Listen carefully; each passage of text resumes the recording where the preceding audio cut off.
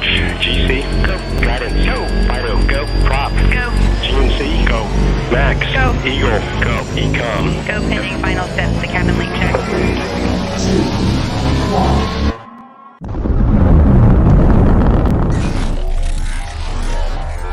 Is there anyone here that would like to communicate with us? Can you give us a sign?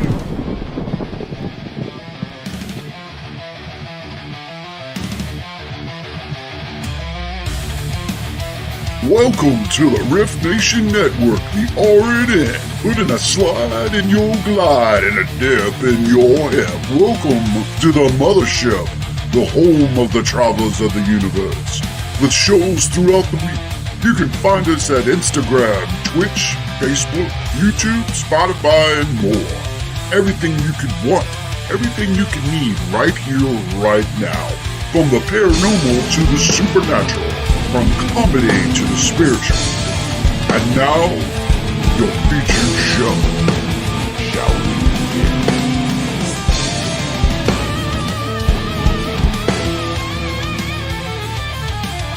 It's showtime, folks! Podcast may contain material that some listeners may find sensitive, offensive, or disturbing.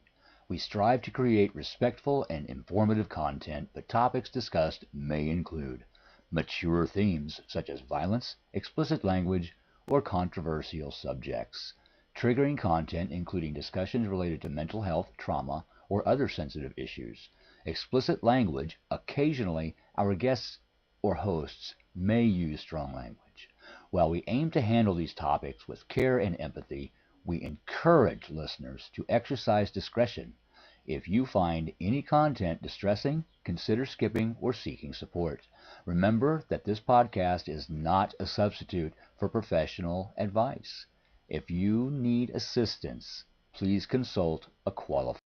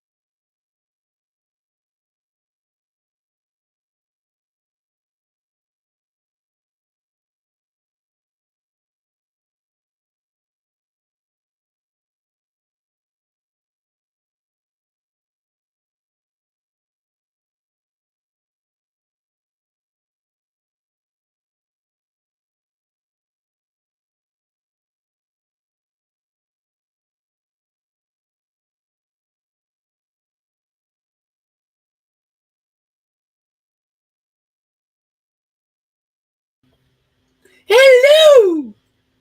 Hey! Welcome to another wonderful edition of the Otter's Den. Now, before we begin, and I introduce my guest, Joni's not feeling well tonight, so we're changing things up a little bit. Exactly how we're going to do that, I don't know yet, but we'll figure it out as my arm gets stuck to the Velcro on my shirt. Normally Joni, puts out the astrology and I tell how we deal with it and what it affects and stuff. And yeah, I got a window right here. We're just going to roll with it. My guest tonight is Jan Lynn. Jan Lynn, would you like to introduce yourself and tell everybody who you are, what you do?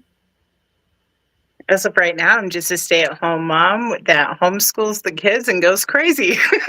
Hey, that is something.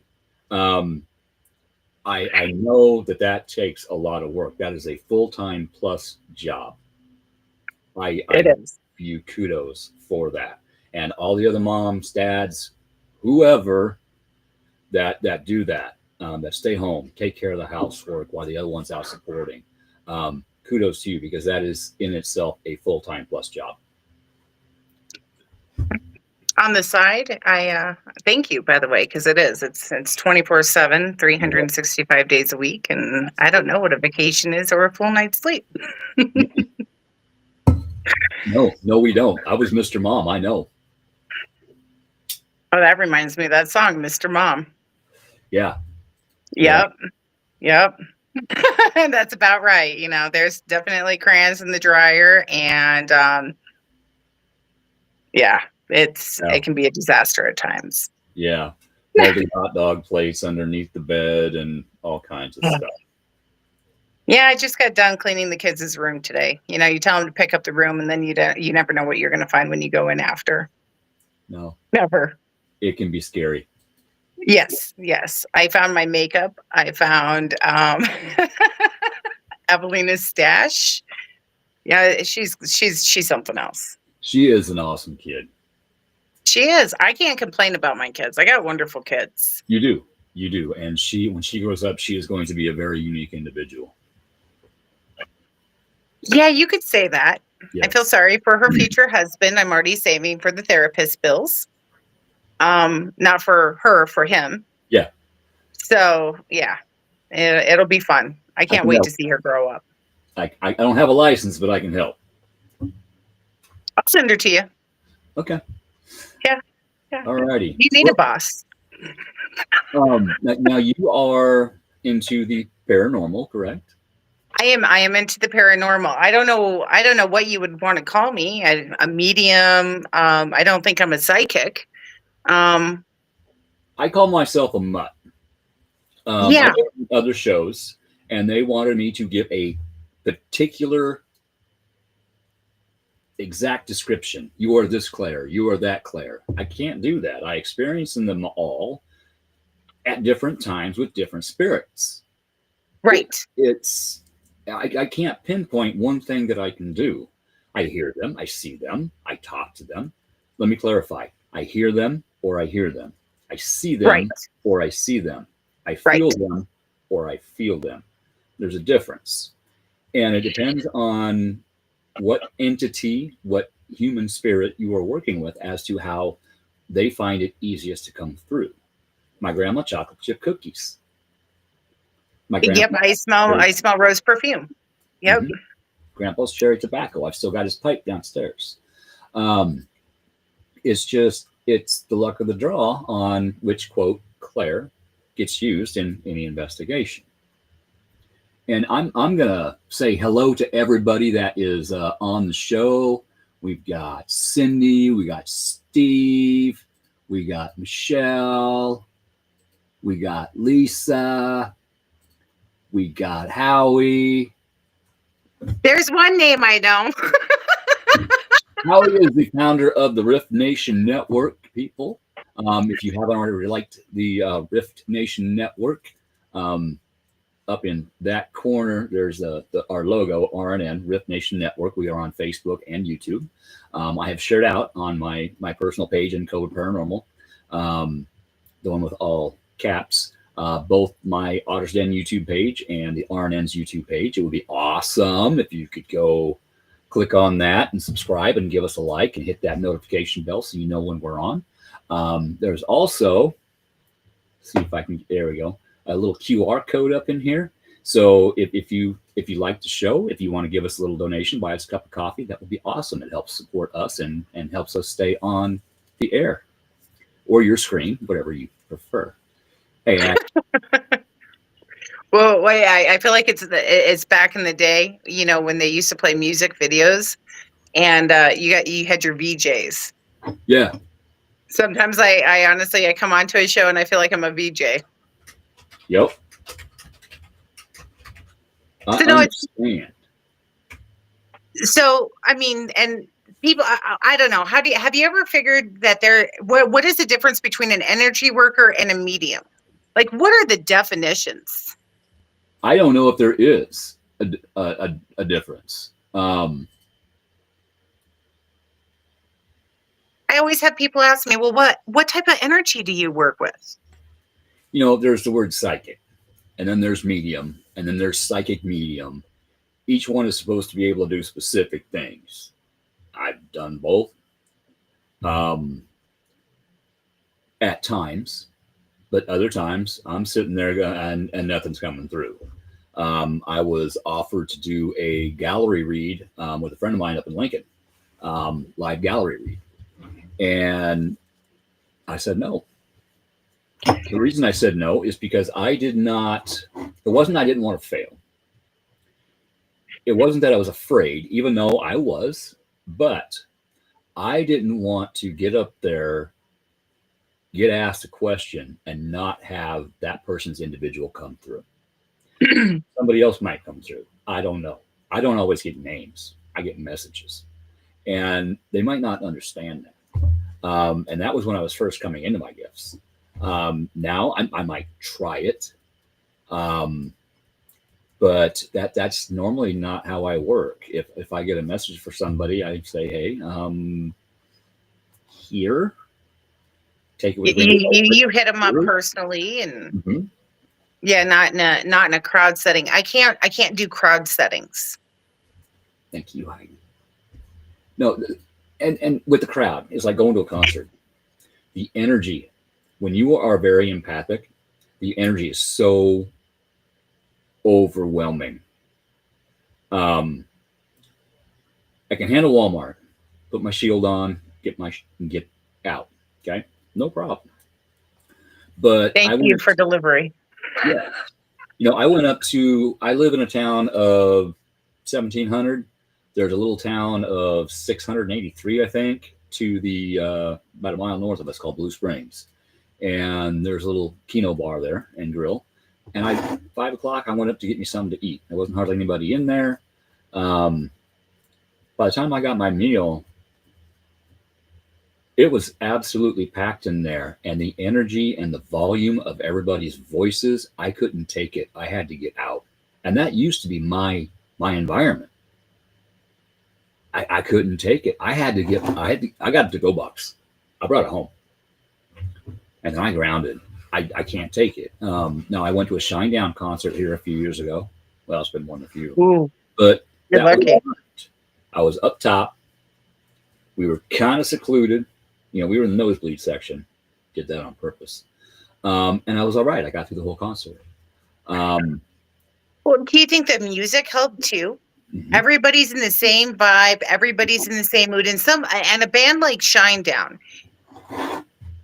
Love me some Shinedown. I love Shinedown. To me, Shinedown tells a story. I can get lost in every single one of their albums. So they hit that specific energy note. Yes. Yeah. For everybody. That really, that combines, I can go to a concert like that and not have a problem. Yes.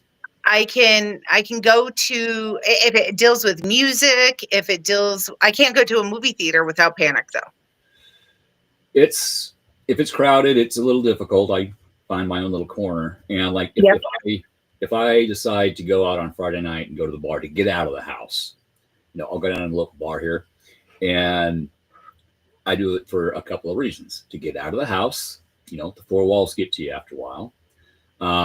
I don't like being by myself sometimes, so I go down to the bar. However, when I get there, I find a secluded little corner all by myself, and I look for positive memes on my phone. I got my earbud in. I'm listening to videos, astrology videos, what have you, watching our shows, minding my own business, because that's where I want to be, in my own little bubble. Lupo, I'm by myself while not being by myself. Somebody comes up, interrupts me with idle chit chat about their 5-minute story where they went to Walmart that turns into 45 minutes. No, we're not doing this. I will get up and walk off. Don't give up. Right. You're like, no, it's okay. I don't need your drama. Scorpios do that. We don't mind having a 2-hour conversation with somebody, as long as it's about something deep, productive, educational, something. But idle chit chat, I can't do it. I don't understand how these people can. I call somebody. Okay, this is my issue. Can you help me? Yeah, do this. Okay, cool. And that's it. But now Renee Me and Renee can talk for hours. Me and you, We talk for hours. What, 5 hours that one day? Yeah, we have marathons, but I don't call you very often. I don't talk to people.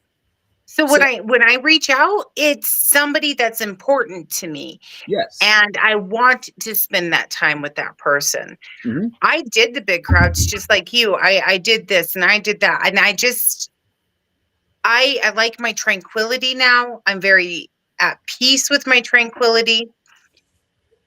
I like peace. I'm old. I'm a grandma. Just give me my peace. Yeah. I'm not a grandma, I'm a grandpa, but just clarifying. I went to the farmer's market on Saturday, right before Easter. And I knew that it was going to be busy. I knew that the kids' egg hunt was going on, and it was Kids Day, really cool. Side note, we have a school here, and the kids get to start their business. Yeah, and we've had long. They sell their product and everything else, or they go play their musical instruments. So I was really excited to go to the farmer's market because that's what I dig. So Jesse and my aunt are walking behind me, and I'm just off doing my own thing. You know, I can watch the kids do their Easter egg hunt, get lost in that. And there was this little boy, he was so cute. You know, I helped him find his Easter egg and, you know, helped him get over. No, I don't think he got over the fear of the Easter bunny. He kind of looked at me like I was crazy when I was going to go sit in the Easter bunny's lap. Like, are you sure you want to do that? Ended up holding somebody's hand that was not Jesse's. That's the third time that's happened to me at the farmer's market. I'm beginning to think that he does this on purpose. He'll walk beside me and then all of a sudden he's gone. And I am so in my zone. Yeah. I don't realize it. And the last time I did it was an elderly gentleman who was married. And I turned around and his wife was like, yes, we have a taker. He's going home with you. And I'm like, no, he's all yours. Like, no, I already got one. And Jessie went to go hold her hand. I swear. He's like, yeah, I'll take her home. I'm like, oh yeah, no, this isn't going to happen. But this last time was a lady. And you know how you do the hand brush to make sure somebody's hand's there, and then you reach in and to go hold this person's hand? Yeah. Our fingers started to intertwingle, and we just looked at each other, and we're like, wait. You immediately know.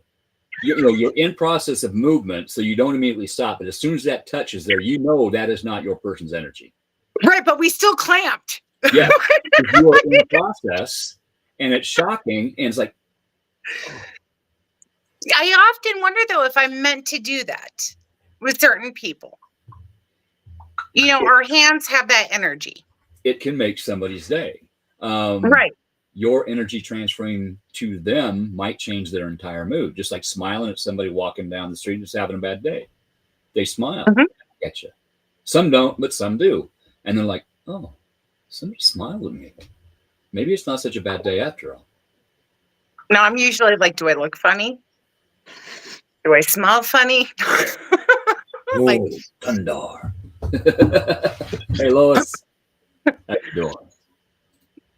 I enjoy crowds like that, you know, where everybody's doing their own thing, and everybody was in such a good mood. Yeah. Such a good mood on Saturday. It was just refreshing. So refreshing. Yeah. But, you go to a bar, granted, it's a bar and grill, okay? Small town. But you go to a bar, not everybody has that happy energy.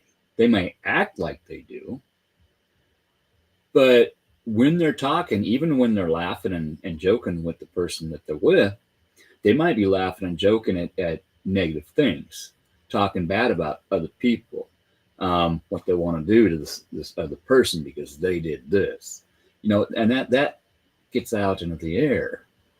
And note to the empath, observe, don't absorb. Because if you absorb all that, you take it home, it's yours.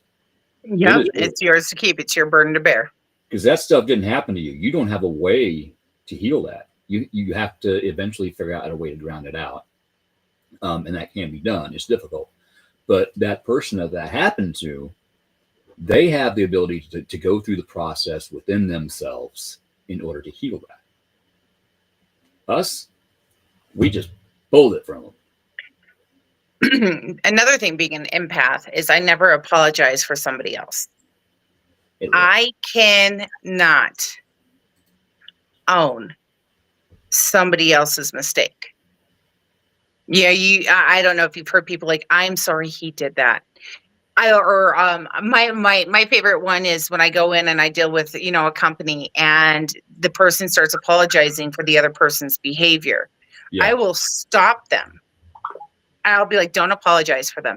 Do not own their mistake. If you own their mistake, they are never going to learn. It is not your fault that this happened. It is their fault, their attitude around it, and it is theirs to eat, not yours. And I'm not mad at you. I'm not frustrated with you. I'm frustrated with the situation. Just don't apologize. Right. Don't apologize for somebody else's mistakes. Right. Now, if you made a mistake yourself, apologize. As long as you are actually sincere. Right. And notice the difference. When you apologize, do you actually feel it? Do you feel bad? Do you feel guilty? Or are you just trying to get out of a situation that you put yourself in because you got caught? If that's the case, you've got some shadow work to do and you need to look in the mirror. And that brings up a subject in astrology. I did actually do a little bit of homework before the show. We have a meteor shower coming. Yes. I know that. Leonard meteor shower, I think. I think, or Leonor. Is it Lenor? We'll call it Leonard. We'll call Lenny. Leonard. We have a situation coming up here soon. That's right, Laura. Mm-hmm. Where Black Moon Lilith will be in Scorpio. Now, there are 4 different ways you can look at Black Moon Lilith in astrology.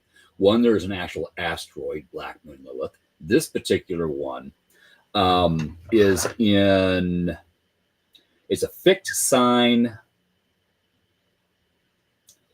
in, what is it? The apathy of the moon. The apathy is the darkest point of the moon, which makes sense because it's in Scorpio. And I've got like 3 pages of notes, but I'm going to boil it down a little bit.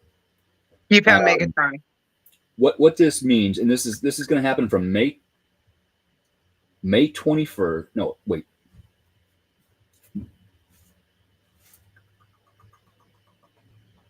April. Brain got stuck. April 27th through December 20th of this year. So we've got a large window of this happening. And this particular aspect of Black Moon Lilith spends 9 months in each sign. Takes 9 years to move all the way through the zodiac wheel. The last time it was in Scorpio was around 2016. From May 21st, 2016 to February 17th, 2017. You add 2 and 1, 21, that's 3. You add 1 and 7, that's 8. You add 3 and 8, what do you get? 11. Imagine that. Now, I look back at where I was, because this is going to pick up from where you were at that time. I hope not. That is a time to where my ex-wife and I were starting to have difficulties. We were starting to divide. We needed to. I didn't think so at the time, but once I finally accepted it and looked at the situation, and she finally accepted it and looked at the situation, we both agreed. Now we get along, we help each other, we're friends, but we know that's not where we're supposed to be anymore. So now I am in a completely different situation. Normally I jump right back into a relationship. So if I did that, I would be probably in the same place now. However, I'm not. I am single. So this is going to allow me to reflect on everything. And that's what this aspect is for. It allows you to look at your shadow, allows your shadow self, your Scorpio self, to come out and play. And it's going to hit. You may feel that you need to go somewhere, and it's going to pull you, or talk to somebody, and it's going to pull you. You will go do this. You will find a way, but it is to learn about yourself. And when you do that, you may find a new person may come into your life. You may find a new teacher. They may mirror your shadow self back to you. You're not going to like it. Because why is your shadow self your shadow self? Because it's the parts of yourself that you don't want to look at. You don't want to admit they're there, but they are. So what happens if you're somebody like me who self-reflects and self-corrects? You're not going to have a hard time with it. But here's the fun part. Here's the fun part. This also allows your carnal energy to come out. Scorpio. You know, all the stories about Scorpio, how sexual they are, all this other stuff. It's going to come out. Anything that you have been interested in, that you have buried and put down because you were worried about what other people think, it's going to come up and come out for you to Don't look tell Jesse this. And you're not going to give up what other people think about you. Don't tell Jesse this. Then don't let him watch the show. I think I might be screwed already. She's looking for the parts of herself that she hasn't seen yet because she hasn't allowed them out.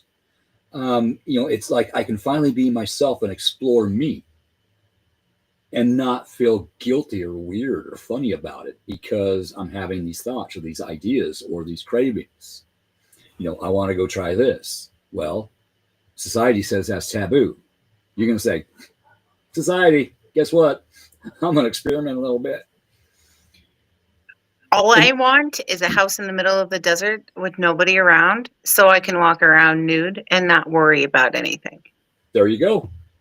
That's all I want. There you go. There you go. And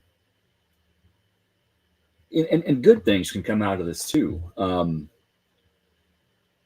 Because like I said, you're going to look at yourself, you're going to allow things to come up and you're going to look at them and you're going to understand them over time.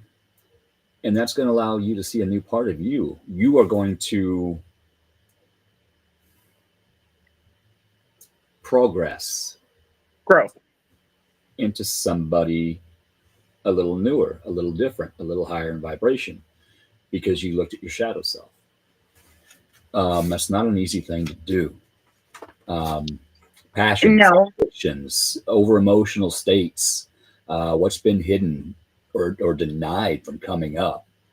And Scorpio is one of the deepest zodiac signs when it comes to emotion. So you may feel during this period emotions so deep you haven't felt them since 2016. And it's going to kind of almost force you into looking at yourself. So what Keith is saying is that we all need to sit down with a mirror and a piece of paper, and we all need to have a deep conversation with ourselves before this hits.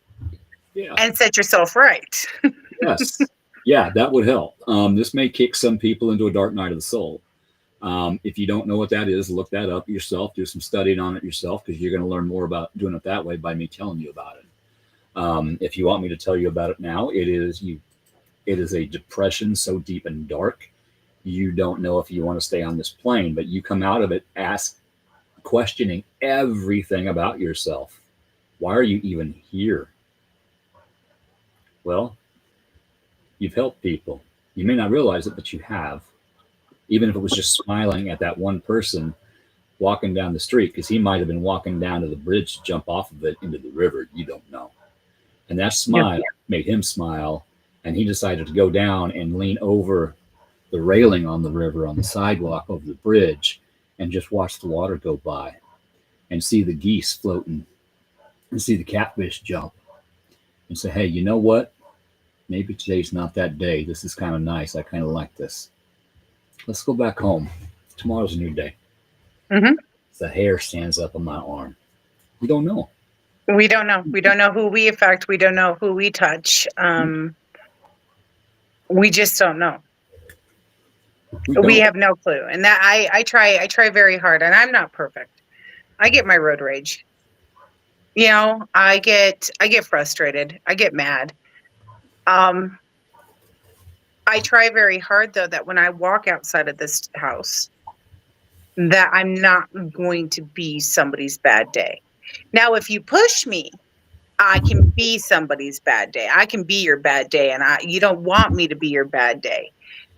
I have been fighting against that for some time. However, somebody's hitting again, casting shade again, and I'm done. But I found some positive loopholes in how to handle it. I won't say how on here, but it's time for me to help some people. Well, you know, sometimes people just need to get back what they give. I will add this without affecting anybody's free will. Mhm. If I'm aging myself, back in high school, computers were just becoming a thing, and we had to learn how to write programs. I mean, this is on the Apple IIe's, you know, and if it was if then, that was the whole programming idea.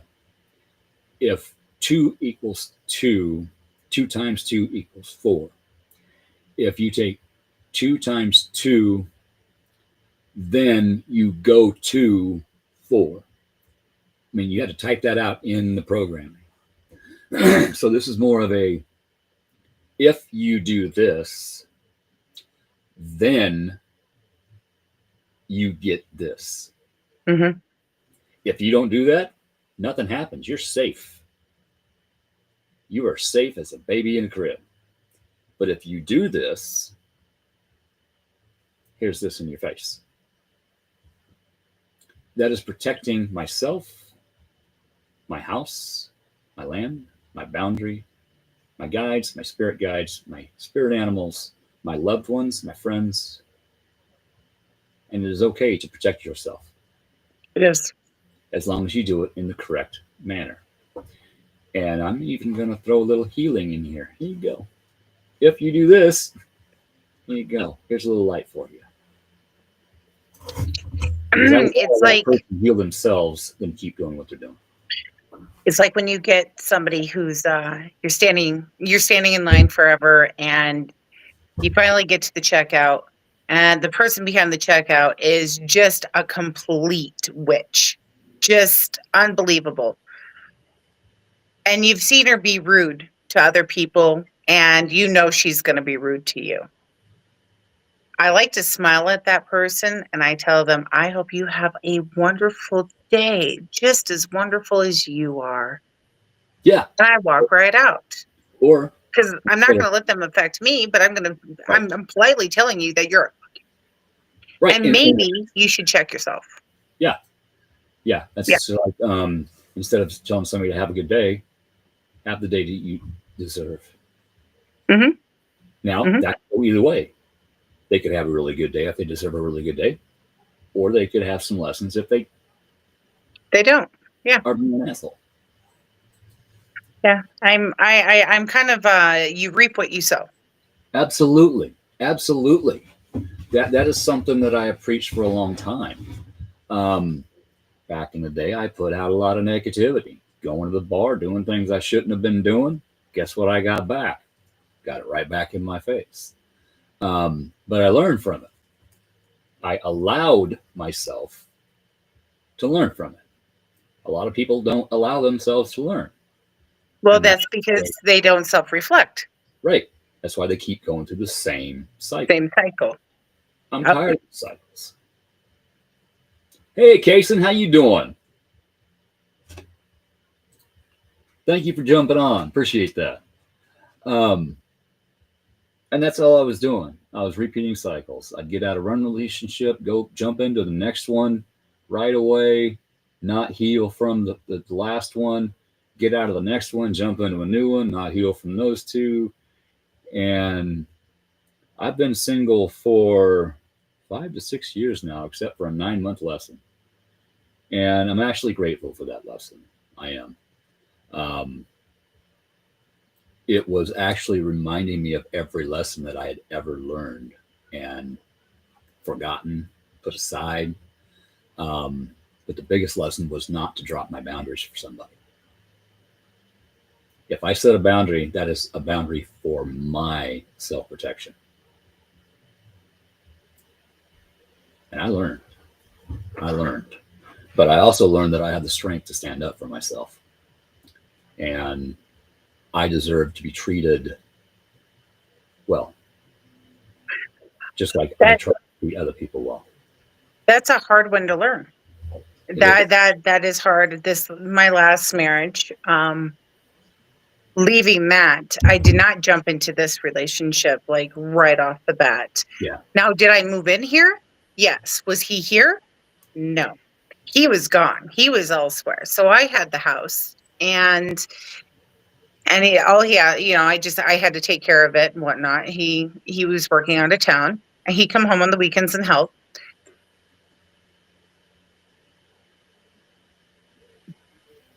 I was alone every day by myself. Well, I had Abby, and then along comes Nate. But that time, I was a wreck. I had to pull myself apart. I had to analyze everything. I had to figure out who I was. That's my biggest thing, is that I don't care what type of relationship you get out of. I don't care if you broke up with your best friend. Mm-hmm. And you're no longer speaking to your best friend. Your whole life changes. It does. And you have to allow yourself to mourn. Yes.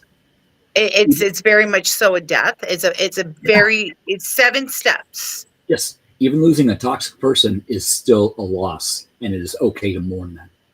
Yes. You grieve what could have been, should have been, what happened.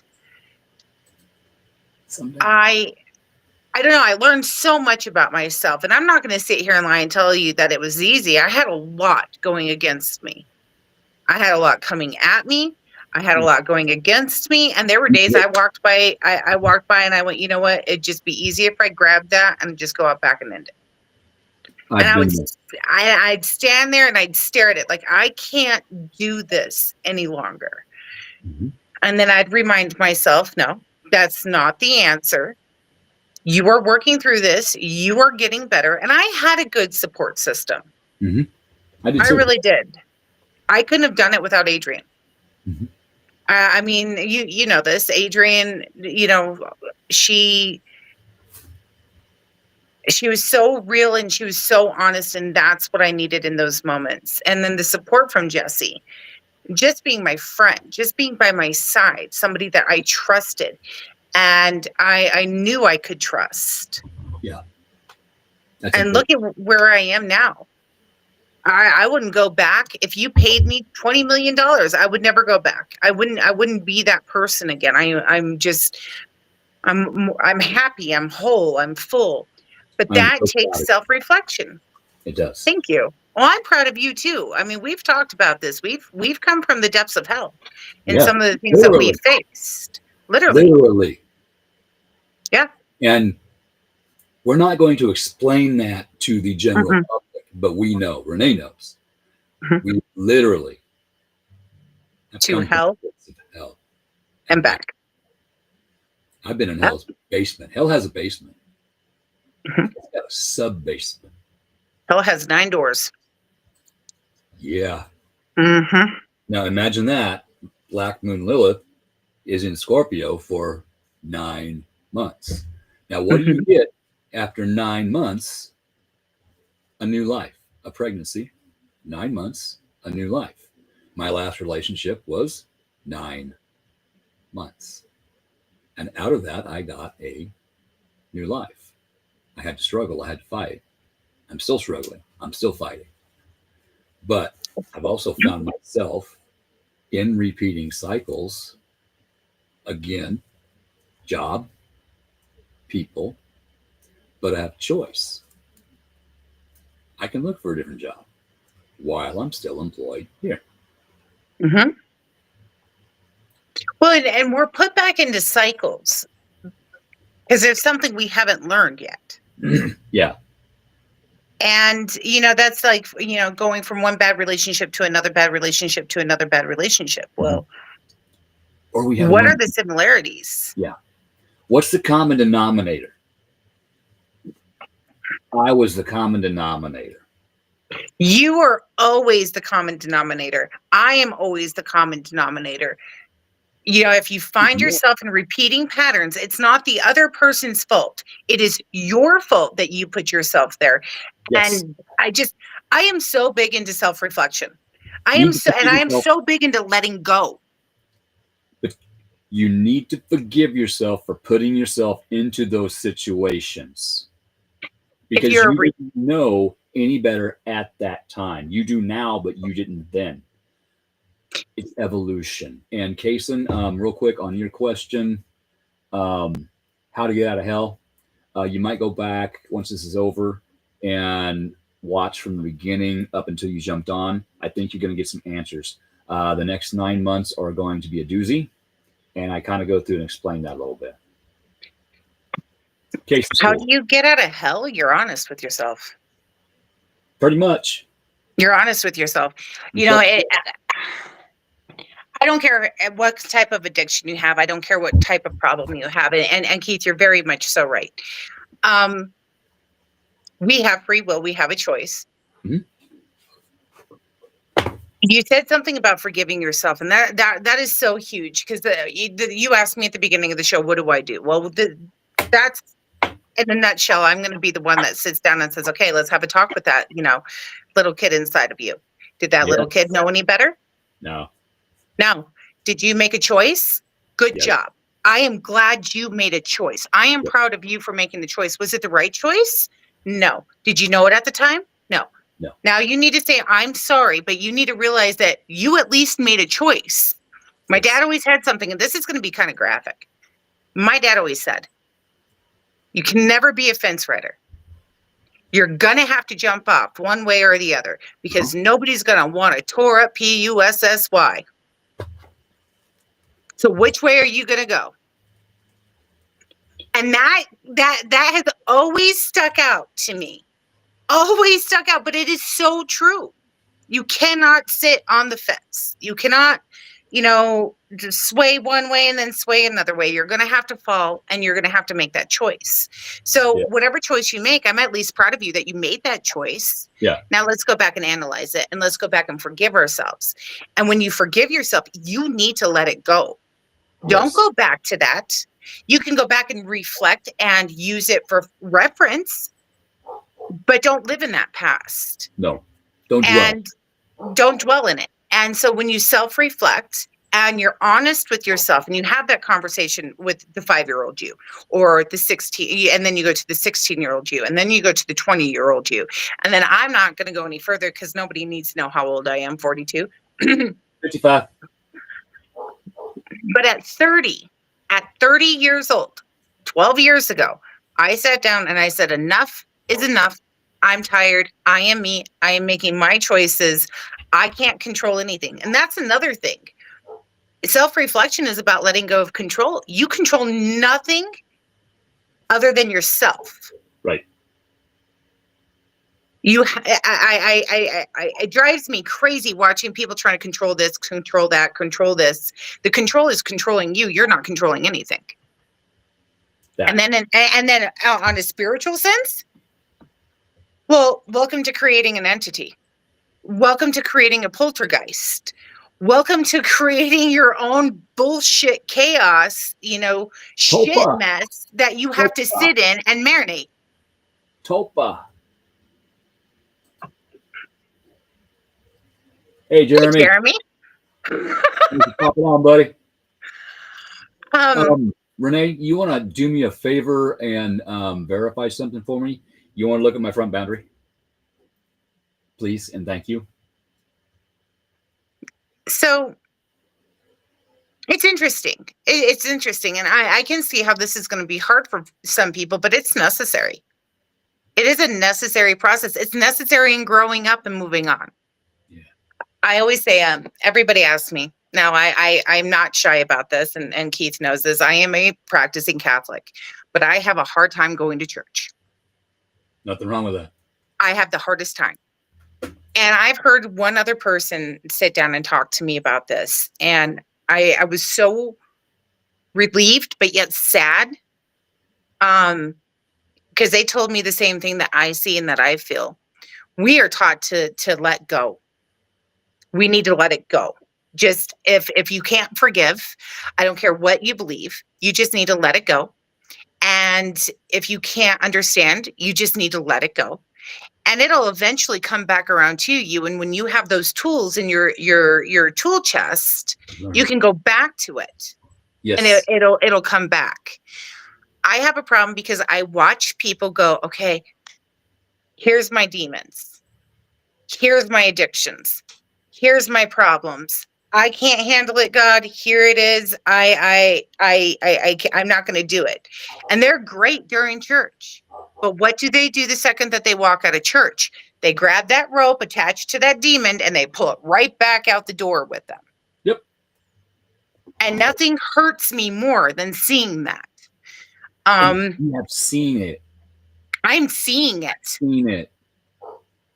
I see it. And I see it with almost everybody, except for maybe that little old lady in the corner. Yeah, we can see that cord that they are attached to. Just like when we go to sleep, when we astroplane, we have a silver cord that attaches our soul to our body. That's so we can get back. When you are possessed by a demon or have an attachment, there's also a cord, energetic from you to that entity. And don't cut it. Don't cut the cord. Pull it out. Pull it out, throw it up, and say, be done. Yeah. Because when you cut it, let the wind take it. And what do roots do? They regrow. Right. So what do you have to do? What do you do when you pull up, your plants for the year? Do you want your weeds to come up through those holes? Do you want what do you want? Do you want a nice clean bed in the fall time? So you have to tend to your garden. The second you pull that negativity out, you have to tend to it. You have to heal it, right? So I'm going to have to put the fertilizer in it. I'm going to have to do this. I'm going to have to do that.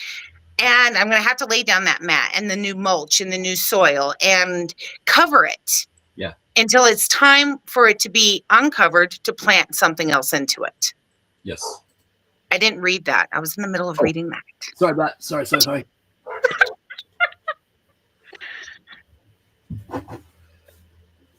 I agree, Jeremy. There's nothing more frustrating than watching somebody also hold something against you. I'll say it. If I were to run into my mother, she'd be like, you remember what you did when you were 13? I don't give a shit what I did when I was 13. That was how many years ago? Can you get over it? And who raised me and who taught me? Right. Right. Exactly.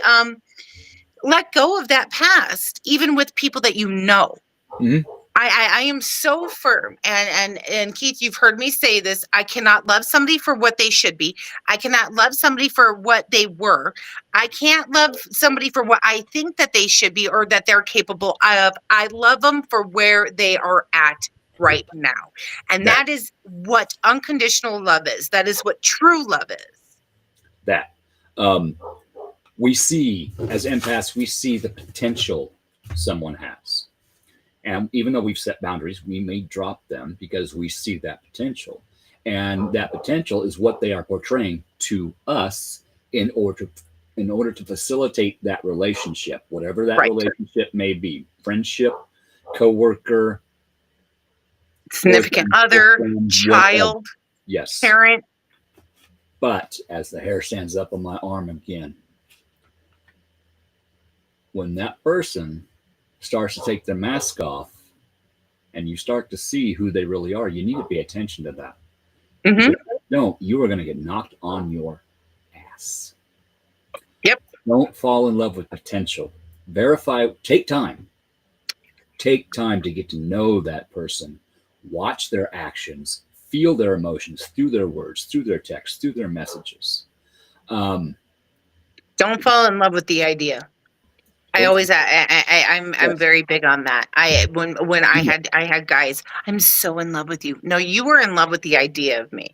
And what you think you love about me right now, you are going to hate 5 years from now when I'm looking at you going, are you fucking for real? Yeah. You know, you love my blunt honesty. I did. I saw Jeremy's potential. There's a good one. Yeah. I saw Jeremy and I said, Jeremy, you can do this. I see this. I know you can do this. When you are ready to do this, that right there too, Jeremy, when you are ready to do this, I will be right by your side. I will be your biggest supporter. And it did. It took him a minute and he did it. Right. And I may not have been directly in, and don't think you have to be a part of everything. I have a friend who just got sober. I'm so proud of him. I'm so elated for him. My last conversation with him was, I do not appreciate you. I do not like you right now.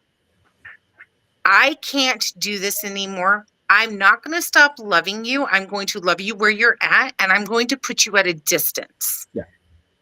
I can't, once I start loving, I can't hate. Hate and love are two things. Without hate, you don't have love, and without love, you don't have hate. Mm-hmm. So I choose to just love somebody where they're at, whether that is tough love and walking away, whether that is just sticking by somebody's side. I'm off on a tangent. Sorry. No, don't be sorry. Don't be sorry. I mean, this is an awesome conversation, and you are absolutely correct. And and love yourself where you're at. Yes. Even if you're not where you want to be, even if you're unhappy with your progress, love yourself where you're at, because you are so far ahead of where you were 20 years ago. And remember to love yourself. Yes. Remember to give yourself credit, because if you are not right with you, you can't fall in love with anybody else. You can't truly love anybody else. You have to look at inside of yourself and say, I am a broken human being. I have been through hell and back. Look at what I've done. I am proud of me. I forgive me. I'm going to change this about me. I'm going to move forward, and I love me for me, because there is nobody else that can be me that is ever going to be me. Right. This is honestly where I'm at in my life right now. This is what I've been through. This is where I'm at. This is where I want to get to be. And maybe I'd like some support and help. Yeah, I said that word, Renee, help, from somebody in my life to get to that point. It's not that I can't get there by myself, but a little love and support would probably go a long ways. And sometimes that love and support is somebody looking at you going, are you fucking stupid? Not wrong. Not wrong. But what I have an issue with is the constant nagging in a not nice, detrimental way. Mm-hmm. As you do that to a Scorpio, I'm doing it anyway. I'm a Pisces. It's automatic. Guess what? Mm-mm. Mm-mm. Now, if I want to quit smoking, eventually I will. Eventually, I'll just put them down. That's not today. But I have to want to do it. Yes. I've walked away from every addiction. Somebody I get done with it. Yeah, that says, hey, can you wait 10 minutes to do that till the show's over? Yeah, I can do that. No problem. Put them down. That is support in a positive manner. Mm-hmm. They didn't demand. They said, hey, can you? Yeah, I can do that.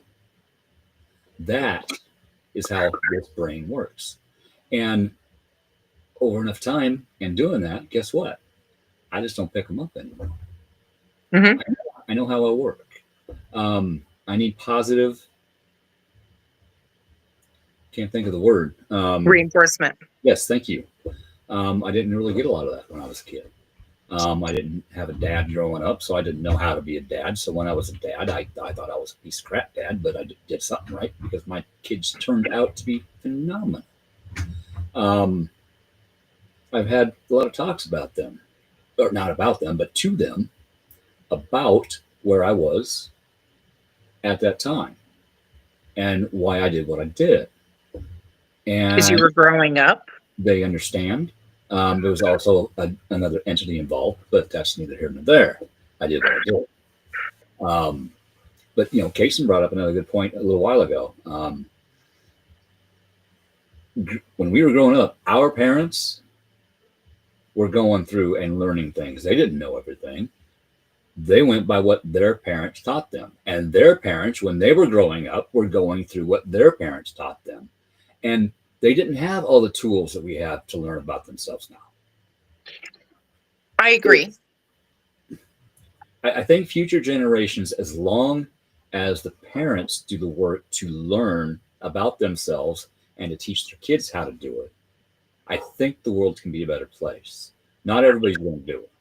But I was also, yeah, I agree. I was very honest with my kid, my oldest son. Mm-hmm. I've always been honest with him. I was 17 when I got pregnant. I got married to his father when I was 16. At 18, I had him, and I always wanted to be a mom. That was the one thing in life. I wanted a big family, and I ended up with it.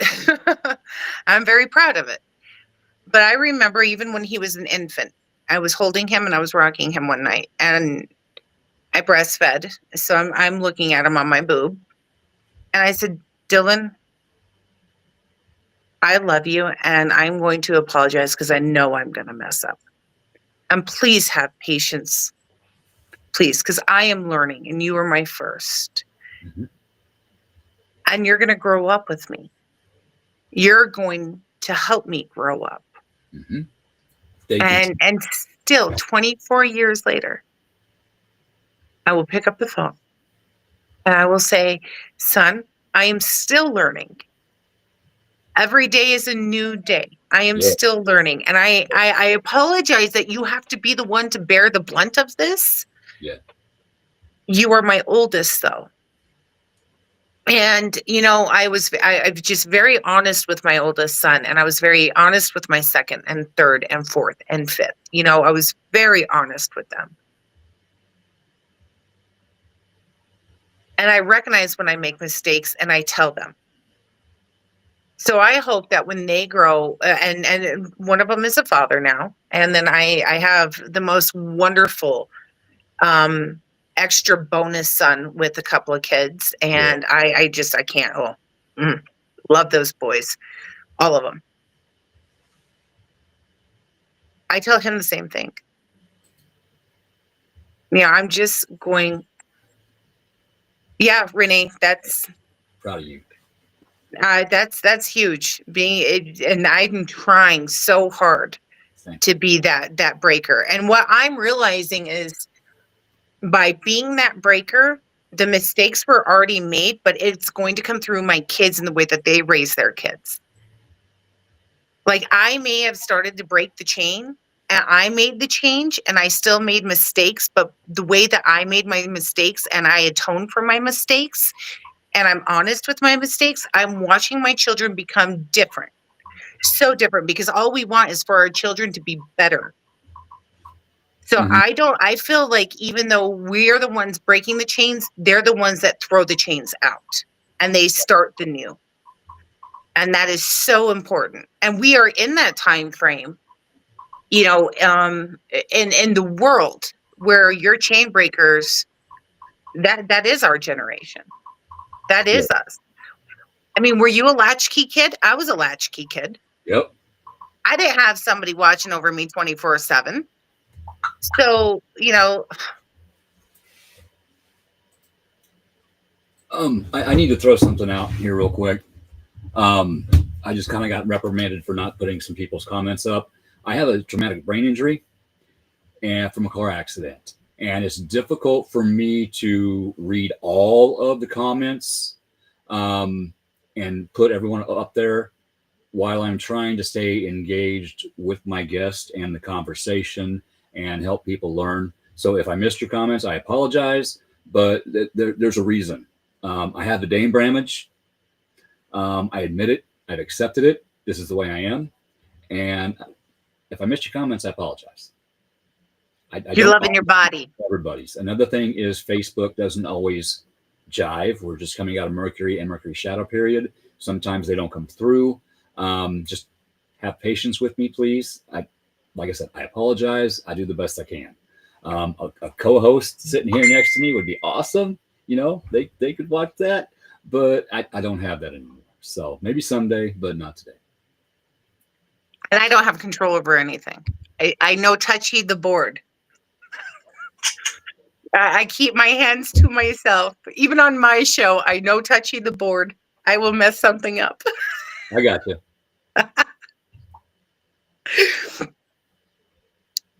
I have plenty of times. Like I said, I apologize. Okay? Please understand and thank you. If you have an issue with me, that's okay. That is okay. I don't have an issue with you. If you have an issue with me and my behavior, that's okay. You have a choice to set a boundary. We talked about boundaries earlier. I also have a choice to set a boundary. Now, getting back to the swing of things and what we're actually talking about. And again, I will apologize to everybody for putting that out, but I felt I needed to. Hang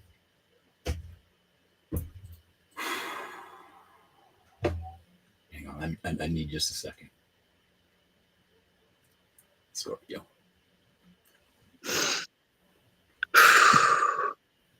In through the nose, out through the mouth.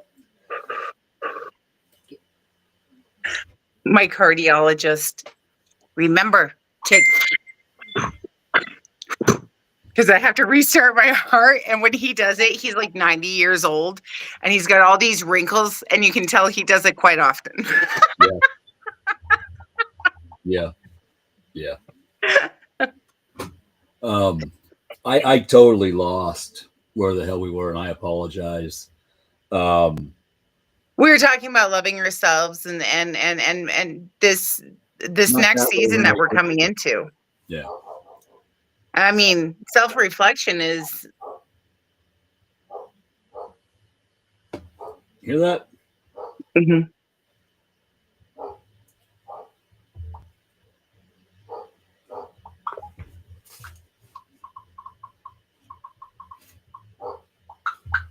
Usually it's mine.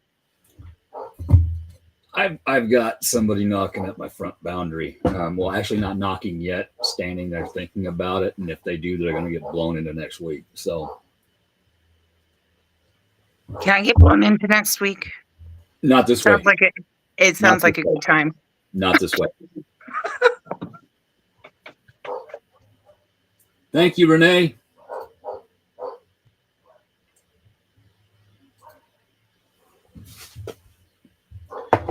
Yeah, that's something I'm going to be dealing with very soon. So what do we need to do to prepare for this next phase? We need to be honest with ourselves about who we are. We need to be honest with ourselves about why we need constant attention and constant, think of my words. Validation. Thank you, for anything we do or say. At work, I'll have a point to put into a problem we're having with a machine. I will wait for a break in the conversation. I will start to say that my point. I will get cut off in the middle of my sentence. Okay, cool. You don't want to know that this is wired wrong? Fine. Come around and find out. And then once they find out, why didn't anybody say anything? I did. You cut me off. Mm-hmm. I'm honest. I'm not mad. They didn't value my opinion, and that is their issue. Okay. Well, they've learned to value some of my opinions. Or the know-it-all. Yeah, there are people that don't want to hear what you have to say because they want to be right and figure the problem out and be the hero. I don't need to do that. I used to. I don't need to anymore. If you don't want to hear what I have to say, that's fine. However, cutting me off, and I do my best not to do that. So if I do it, I apologize. The way they do it is a total lack of respect for me. They do it on purpose. I may do it on accident sometimes. I do my best not to because I know how it makes me feel. That is taking away your voice. That is disrespect. That shows you what they actually think of you. I hate being talked at. Yeah. Okay, there's a difference. Not yeah, at talk to me, not at me. And don't put yourself here. You put yourself here. Yeah. No. I will look at you as an equal and I will treat you as an equal. But the second that you put yourself above me, I'm going to shut my mouth and I'm going to be like, fine. Whatever. Yes. It is what it is. So be it. You think you know everything? All right. When you know? When you show me who you are and I see that you may not exactly be the type of person that I want in my life, I'll set that boundary. I don't get. If you have an issue with me setting my boundary, that is your issue. It's not mine. It is not mine. I set a boundary to protect myself. I have people that constantly send me videos and pictures of orbs and this and that. And I try to help them, but I'm at work. I got to mute the conversation because I'm at work. I got to wait till I get my break in order to get back to you to help you. I don't have time to watch an hour's worth of video in my 10-minute break. I apologize. Sometimes at night, I have things going on. I'm with a client. You know what working with a client is. You have to be with that client. You have to focus on that client. You have to focus on what's happening in that client's home. You have to take yourself from where you're sitting and put yourself in that client's home. And if your phone is constantly going off, it's frustrating. You needing validation for your paranormal work, you need to self-reflect. Again, the subject, Black Moon Lilith in Scorpio. It's gonna hit. You know, I never ever take offense. You know, I'll send you a funny video or I'll send you a message. I don't expect you to get back to me right then and there. Right. You know, I'm like, okay, all right, Keith, I know you're at work. You know, it's cool. Get back to me when you can. You know, I love you. You got to make that money. You know, go make that dough. You need to concentrate on what you're doing. I'm letting you know I thought of you in this moment. You know, that's, you know, that patience is appreciated. And you thinking of me is appreciated. Right. But it's those people that want it right then and want it right now. See me. Oh, I'm dealing with that right now. And it's, I love the whole, well, what do you think of this? And well, what's your opinion on this? And, oh, by the way, you're wrong. And this is how I'm going to do it. Well, you know what? If you're going to do it that way, don't ask for my help. Don't ask for my opinion. Don't ask me to participate. Because if you want to be a know-it-all, then you go be a know-it-all. You go do your thing, honey. All right, you go do you, boo.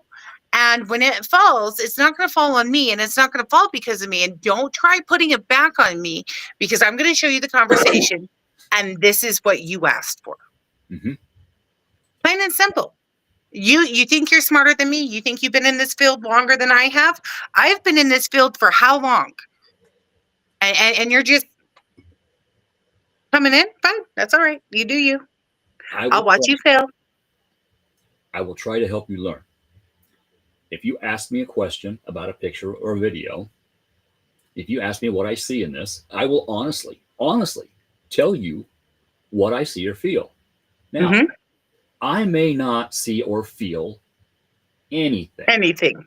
Because that entity that may or may not be in that picture or video does not want me to see it. It is hiding. Okay. Some other psychic medium might tell you exactly what you say it is. Right. You get your validation. They get praise. I'm not after praise. You ask me what I see or feel, I'm going to be honest with you.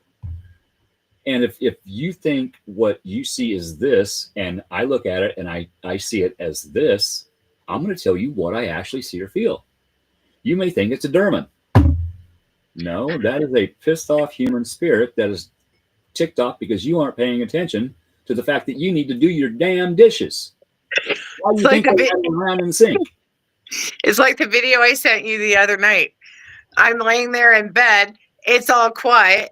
Nobody else is here. And then all of a sudden, chanting happens out of nowhere. I'm not asking for validation. No, I fucking heard it. Okay. I know it's there.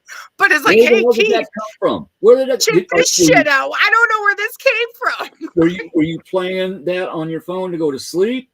Yeah, no. Automatically come on for like 4 seconds? Yeah, out of nowhere. Out of nowhere. Did you see this? Like most of the time it's like, oh my God, I slept through that. But the fact that I respond and I just go straight, like, did the angels really come down from heaven at that point and start chanting over me? Like, did my guardian angel go, oh, yeah, because I heard it. I felt it. Yeah, it was crazy. And your arm went. Yeah, I went straight. I went like I was being put into a chant. Like, what did it come from me? Do I sound like 6 different males? That wasn't you. That was your protector's healing. It must have been. I sent it to Adrienne and she's like, what? And I'm like, yeah, just letting you know. I don't need any validation or anything. I thought this was cool here. Sorry, I'm still stuck on it. I'm like waking up. I'm setting my alarm like internally. And I'm like, is the chanting going to happen again? I want to know. I want to be awake when it happens. That's like here. You know, I was on the Dead Files. I got the help I needed. Amy from the Dead Files sent the spirit mechanics up from Kentucky. It's a 12-hour drive. Anything that could happen to them that delayed them happened. Rain, floods, hail, you name it. They got here. I almost fought the process. I didn't. I allowed it to happen. I'm glad I did.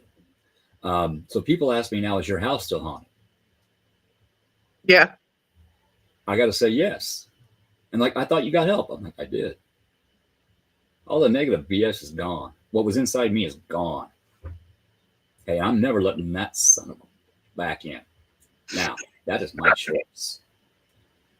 But do things still move in my house? Mm-hmm. Screwdriver falls off my tool bench.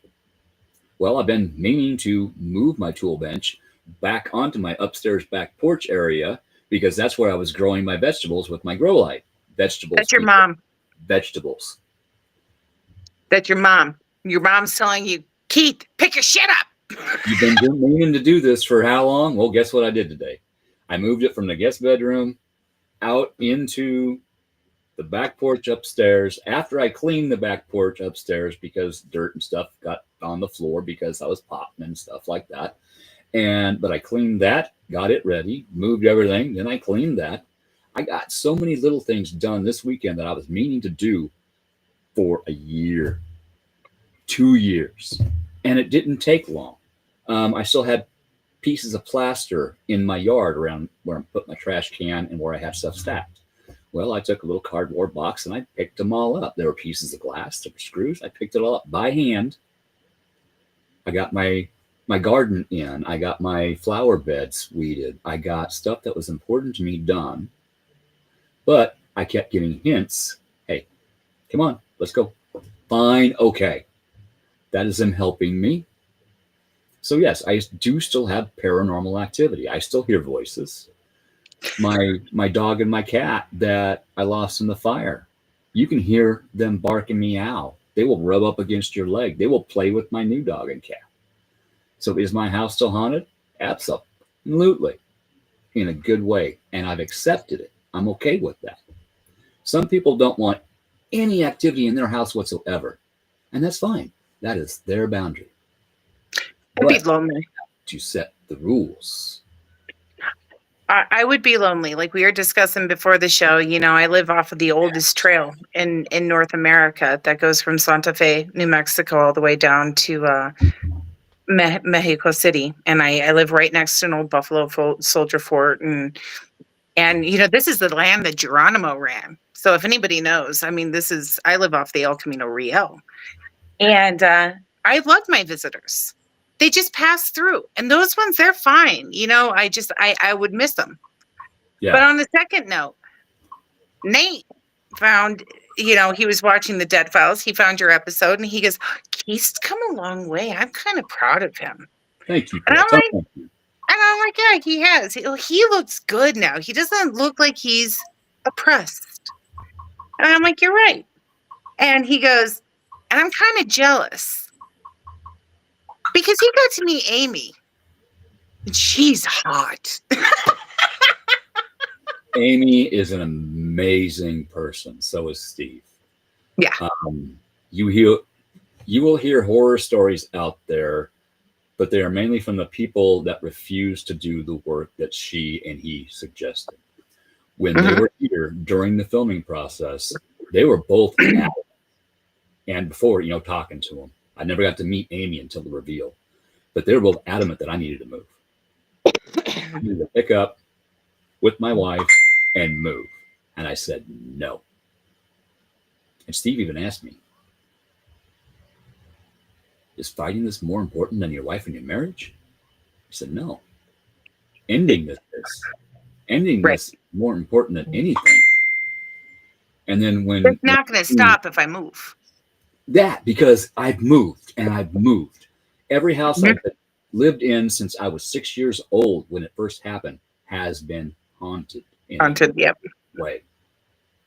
But they wouldn't let me talk about those. This is about this house. As soon as Amy came down the stairs to do the reveal, she knew what the problem was. I was the problem. Not I, but what was in here. In you. And in here. What I allowed in when I was 6 years old, so I didn't have to be alone after I had my first paranormal experience that traumatized me. Hold on, I just heard a bang. I will be right back. I'm going to mute and turn off. Do it.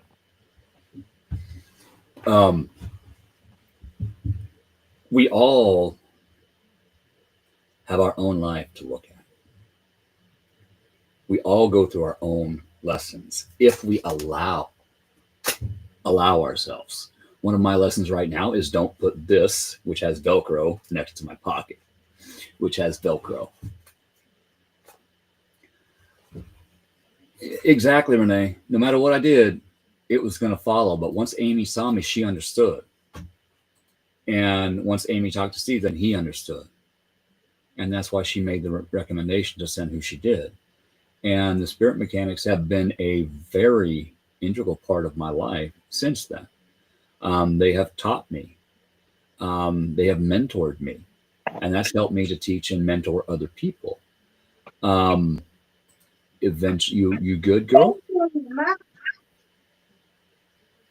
Are you good? Hi. Yeah. Somebody's hungry. Oh, I gotcha. Yeah. And she runs by. We are 20 minutes over. Do you need to hop off? I'm okay. I'm okay. Yeah. You want to go a little longer? Yeah, we can. Okay. Because this is, you know, we started talking about the Amy and Steve and everything. That was about 2016 for you. I think so. Well, and you're a completely different person. Thank you for that. I appreciate that. I started looking for help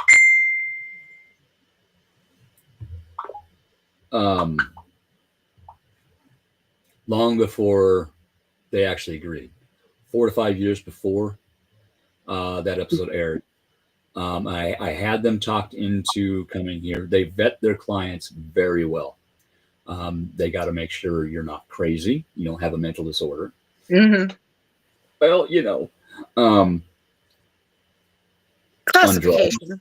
Medications, something in your home, mold, what have you know, EMF isn't causing the issues. They vet their clients very specifically so that they know who needs help. And they were willing to come to my home in Beatrice. And then all of a sudden, all the activity stopped. Just stopped. It knew. It knew. Mm-hmm. And I said, okay. You know, they're like, I let them know. Well, we've got a couple of cases over here that have kids. You know, are you okay if we go ahead and do these? I'm like, absolutely. Go help those kids. 6 months later, right back where it was. Almost overnight. So what do? We moved. We came to look at this house the first time with the first realtor. Neither one of us could stand it. That was our intuition, our instinct telling us no.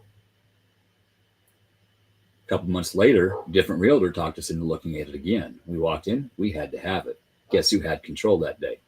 Because it not only affected me, it affected Shannon. It affected my kids. It affected my friends, my coworkers. It affected anyone that was around me to cause division, because that's what it fed on. Hatred, jealousy, you name it. Anything negative, any negative energy is what it fed on.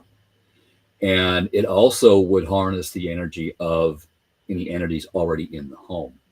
Yep. This place was a morgue twice. So you can imagine how many bodies went through here. The grief. There was a wraith here causing issues. It trapped it. So there was a vortex, like a tornado, in my attic going to my basement. Well, the wraith had no purpose anymore.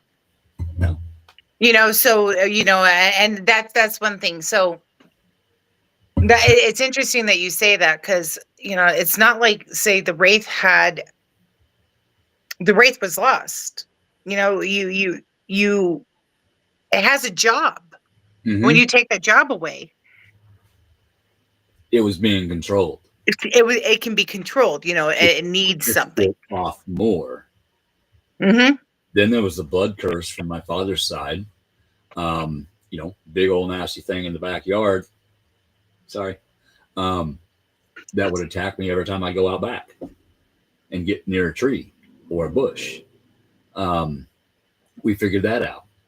Now we're buddies. He gives me shit all the time, but he lives in the tree. He helps to protect my land and me, and I help to protect him as well. We all work together in order to protect our little area. Your little home, instead. Your little others, yes. Fortress. Yes. Oh, hang on. Michelle's comment. I did watch the episode, and I would have to agree that you are different in a great way. Thank you. You know, I can't say that I hate that it happened. I've used it as a learning experience. I used to think it was a curse, and it's not. It allowed me to grow in ways that now I can help others that are going through the same thing. I have helped on 4 dead files cases in a positive manner. I am proud of that. The first one, I was scared because I had just started learning Reiki. I had just started this. I had just started that. I was still learning about everything. And I did things that I didn't think I could do, but I proved to myself that I could. And so I've done some more studying in order to grow those gifts. So you have to put your fear away. If you want to do something, do it. You know, it's not that I hate that it happened to you, and it's not that I'm happy that it happened to you, but it's like it happened for a reason and a purpose. And you took that reason, you took that purpose, and instead of the intention that was there, you turned that intention around and you made something positive out of it. And that's something I wish that people, like with you is the prime example, like a good example. If you do watch the episode, you know, and I never set out and went, I'm just going to go watch Keith's episode. No, I'll be walking by and be like, oh, there's Keith. And I'll just walk away. You know? But you can see the difference in you, and you're a living example. If you do the right thing, you can get through it. Does it have consequences? Do you have lingering effects? Oh, absolutely. You have the post-traumatic from it, but what do you do with the post-traumatic from it? You work through it, and just like me, you came through. And I mean, let's get honest. You know, your relationship and my relationship. Everything happens for a reason, and things were put into play years ago. That connection was made years ago, and we made that connection, and then here I am how many years later, and you were the only person that would touch my case. And I don't ask for help. I mean, the way I work and I operate, I don't ask for help. Let's look at something real quick. I'm the same way, but I had to. I had to, because I finally got fed up. What had to happen for me to get in contact with you? This had to happen. Everything I went through had to happen. I had to meet Christy Ayers, my sister. How did I meet her? I was scrolling Facebook one night, listening to EVPs, and I see this comment. I see a picture and it catches my eye. I'm like, okay, read the comment.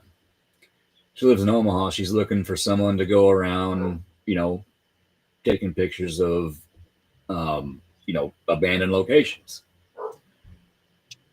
And I'm like, that sounds really fun. So I started to answer, and I'm like, no, wait, she's going to think you're nuts. She's going to think you're just hitting on her. Just don't. So I'm sitting there going through EVPs like 4 hours. I finally get a statement typed out. And eventually I just said, and send. We've been best friends ever since. But through her, I met another gentleman. Through that gentleman, I met you. If I wouldn't have hit that enter button, I wouldn't have met either one of them or you. If you hadn't taken the steps and recognized that what was going on was wrong, and fixed what was going on with you, I'd still be in hell. I would still literally be going through hell every day of my life. Yeah. I would still be fighting off. And I'm not a weak individual. I'm not one of those that, I need help. No, it was, when you have multiple people go, no, I know you're telling me the truth and I just can't help you. No, I know you're telling me the truth. I just can't do that. I'm never talking to you again because this is way too much. And that's okay. That's okay. If that's fine. Get put in touch with a client and their case is too much, you don't know what it is, you don't know how to handle it, it is best to say so. That way you don't work things up further for that client. They will eventually, if you can put them in touch with somebody that can help them, yay. Right, just like, with you and I. To be honest, when he told me about your case, I'm like, holy, I don't know if I can do that. I don't know if my team can help you with that. But I made the decision to have that initial call with you, to vet you as a client. And yes, I vetted you. Oh, I know you did. And you're one of the few people that I felt comfortable with that. My energy was saying, show him. Yeah. My energy went, you can put your guard down. And you can allow. This is who I am. This is what I do. This is what I've been through. I understand. Now, you ready to see what I see? Do you want help with that? I asked that before I did anything. I asked, do you want help with this? Hey, Wendy. And you said yes. Yep. Cool. Let's do this. How you feel? and it was a little bit longer than that, just saying. Yeah, it wasn't just a, I wish. You got to do your homework. You got to figure out how to deal with what you're dealing with. But because you went through that, you helped my family. You helped me. This person, and yep. And Renee was like, okay, I'm on this. I mean, your team was just, I'm not an easy case. No. And it's not something with me that just stops, because this is something I deal with every day. Your case would have been number one at the top of the dead files. Amy probably would have went, what? Oh, she probably would have been like, no. No. You are the absolute, I don't want to say worst, but strongest case that I have ever tackled, encountered. And it's ongoing. And that's okay. Mine's ongoing. I found out that what was, and this may piss some people off to hear, I don't give up. What was in me, when it was removed from me, it grabbed 3/4 of my memories. They were just gone. I've talked about that on the show before. In the process, it used the energy that everybody here was using to push it out in order to make tulpas and other versions of itself. So it comes banging here and there, but yet it's not the same one, because that one was taken care of. This is a doppelganger. Doppelganger. Yeah. But it's the same. It's a mimic. It knows all of my memories. It knows how to get to me. At least it thinks it does, because I keep learning every day, and it's not experiencing what I'm learning every day because it's no longer in here. Right. It no longer has the free access, free download. Yeah. Mm-hmm. You know, like I said, what do you think my dog's barking at right now? That's one of them. There's two out there right now. They pick a time when they think I'm weak. My mom passed away a year ago, right before Easter. So they think I'm weak. I'm not. I healed from that. I accepted it. I helped her pass. I'm proud of that. It hurt at first. And I'm proud of you for that. Did I just murder my mom? No. I assisted her in transition. You death dueled her. Yes. But it took a bit for me to see that. And I'm proud of myself for that. And I'm proud of myself that I could see that. Instead of, and now she's knocking shit around your house, reminding you on what you need to do. Yes. Yes. But they think, okay, it's the year anniversary. Let's hit him. He's weak. No. Fuck off. You know, I find that with, say, the anniversary of my son's suicide. I find that the negative energy presents itself, and it's hot and it's heavy. And I just look at him and go, it's not going to bother me. You're not. I will continue to live. I did not die with my son. I have other children to raise. It's not that I don't love my son. It's not that it doesn't hurt. I didn't make the choice. Right. He made the choice, and I have to respect his choice. Yes. It was finalized. It was this, it was that, whatever. And I know that, suicide is rough, and it's a taboo topic. Yet you have to respect their decision. Yes. I would not want him to live on this earth with that pain. So, if you think you're going to hit me below the belt during that time, just know that I'm just going to treasure my son's life, and I'm going to honor it on that day. I just went through that. A young lady that grew up with my son, she was like my own daughter. I've been helping her for years, mentoring and helping with the paranormal and life. And I talked her out of this several times before. I've talked a friend, a brother of mine, out of it several times before. I've talked several people out of it several times before. A client, I talked out of it several times. But if that is their intention, you will not stop it. You will only delay it. Delay it. If that is their choice, That is what they are going to do, and we have to accept that. You have to love them where they're at.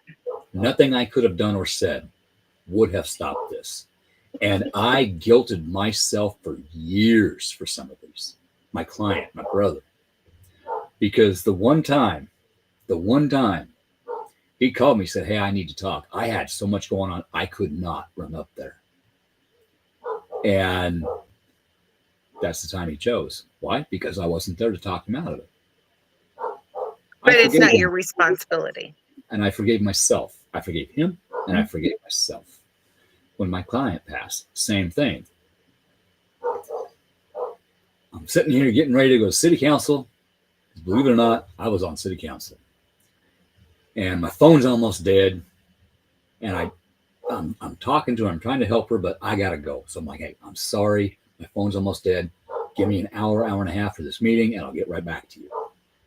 Left my phone at home on the charger. I had a phobia for a long time after that about my phone getting past 80% charge. Mm-hmm. Now, I don't give a fuck. It can go down. I'll charge it, whatever. Because I learned, no matter what I do, I'm not going to stop that. The morning I found my son, I knew. I woke up, I knew he was gone. You feel that loss. Yep. And I said, okay, now I just need the body.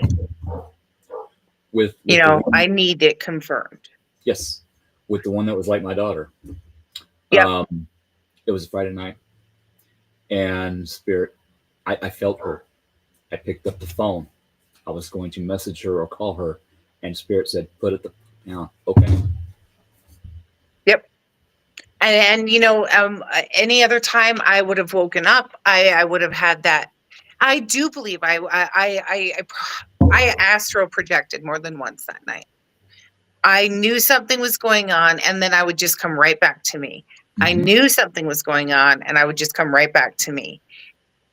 But when I woke up, and I knew, and I called, I reported right away, and I said, just go ahead and bring, the coroner out.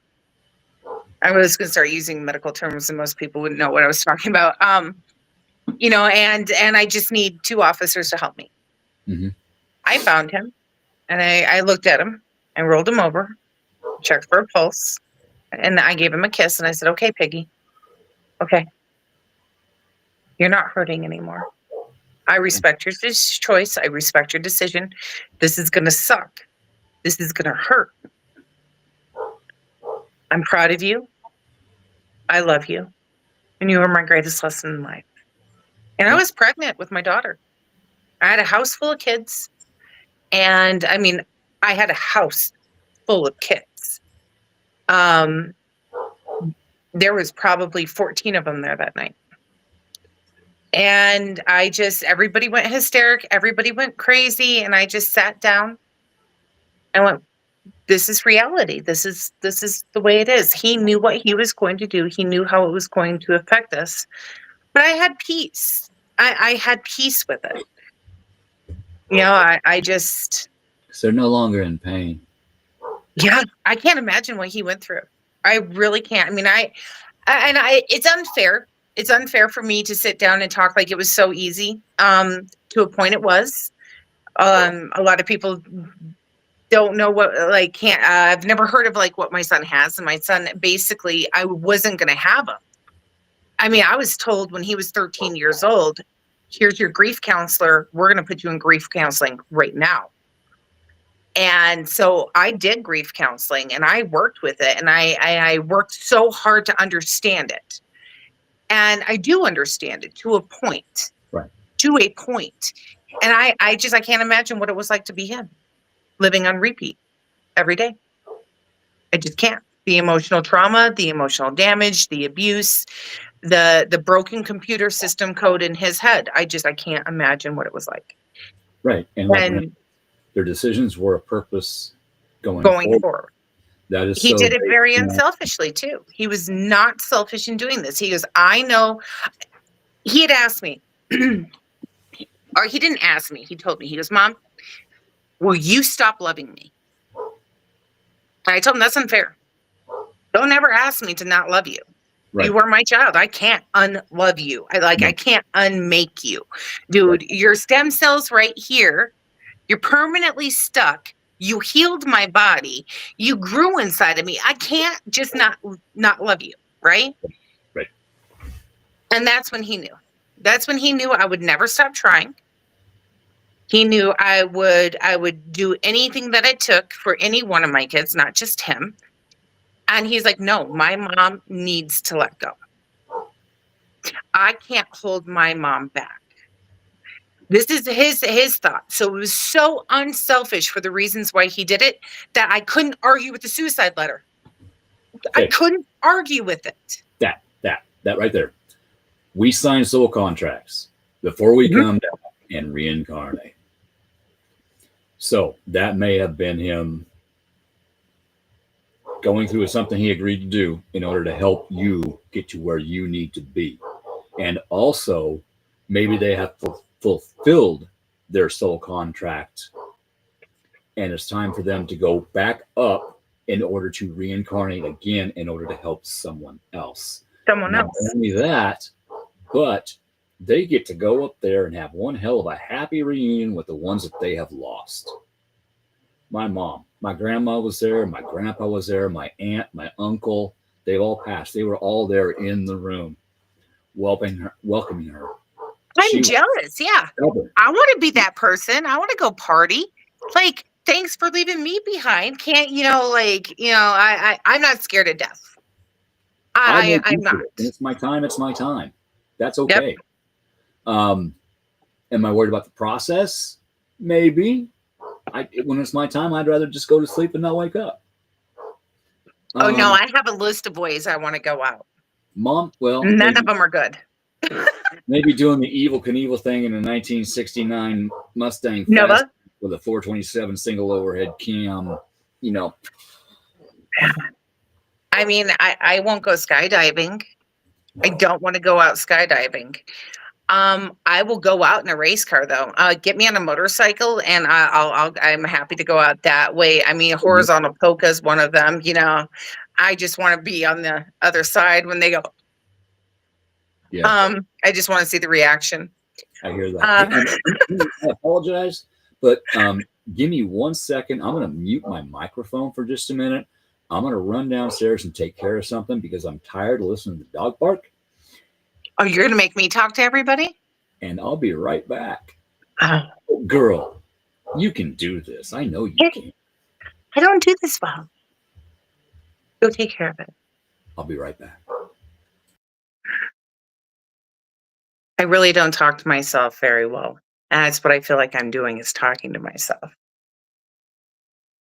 And I can't pop up any of the questions. And so I hope everybody's having a great night. And I hope everybody had a happy Easter and a great weekend. It was kind of chaotic around here. I had company in all week, and then my house got super quiet because one of my children left for the next month or more. I don't know when he's coming back. He lives kind of the life of luxury. He gets to travel quite a bit. And he's back. Hang on. Before I go, Renee, would you like an invitation? Renee, please. Don't leave me by myself. Would you like to, take up a little time while I'm going down to take care of what's out front? It's going to take a minute or two, but just saying. Would you like to talk to Jan for a minute while I'm out taking care of business? Because I'm going to take care of business. He's awful excited too. Yes, I am. Actually, I am. You're like a kid in a candy shop. Yeah.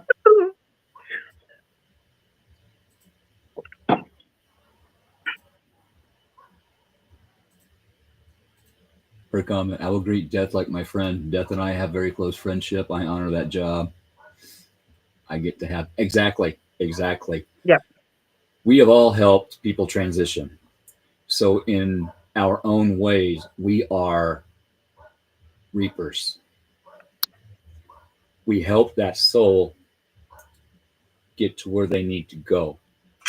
And when you're going on a case, you need to understand that not only are you helping the living client, sometimes you are also helping who is there. Spirits can be clients as well. All right, I work in hospice. I will send the invitation real quick here, and you hop on when you can.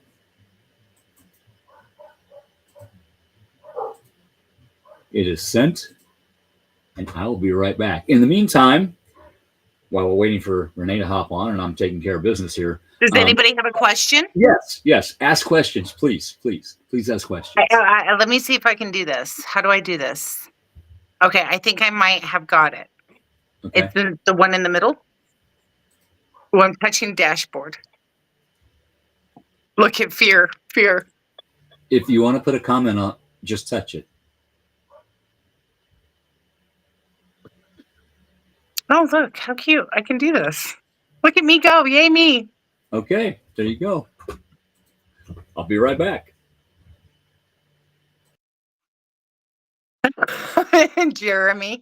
Jeremy's so right. She touchy the board, she'll close her screen, and you'll no longer have a guest. I've done that more than once.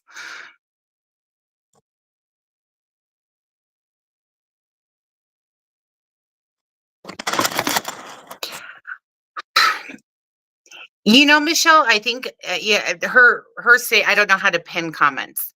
Michelle just said, I don't fear death. Some of my family can't understand that. Meanwhile, I can't understand why they do. I worked hospice, and I noticed that quite a bit. A lot of people, they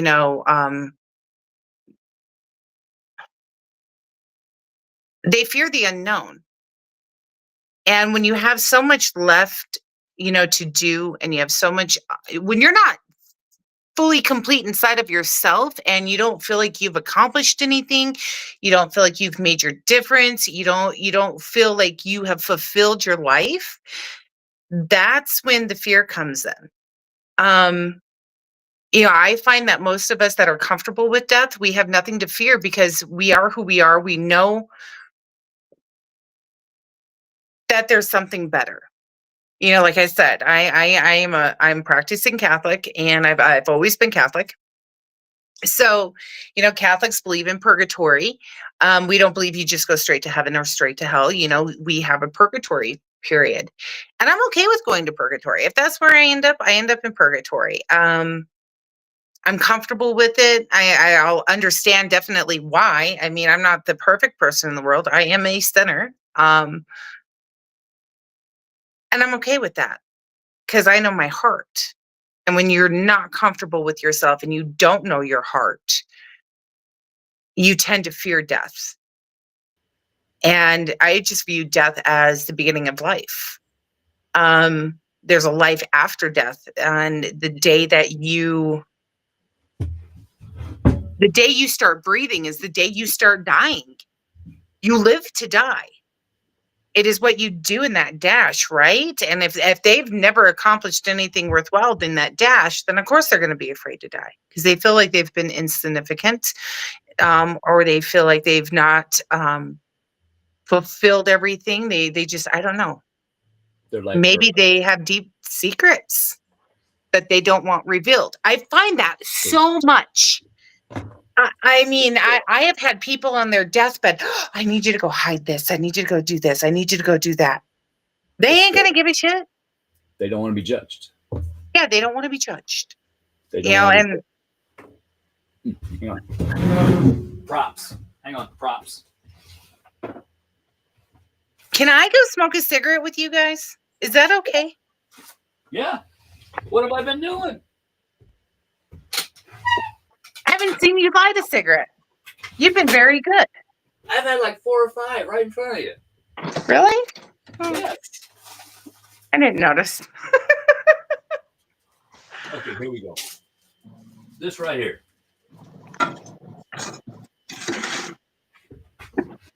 And I think that, Keith, that's why self-reflection is so big. This right here. That's a feather. That's a very light thing. And the Egyptians said that when you go,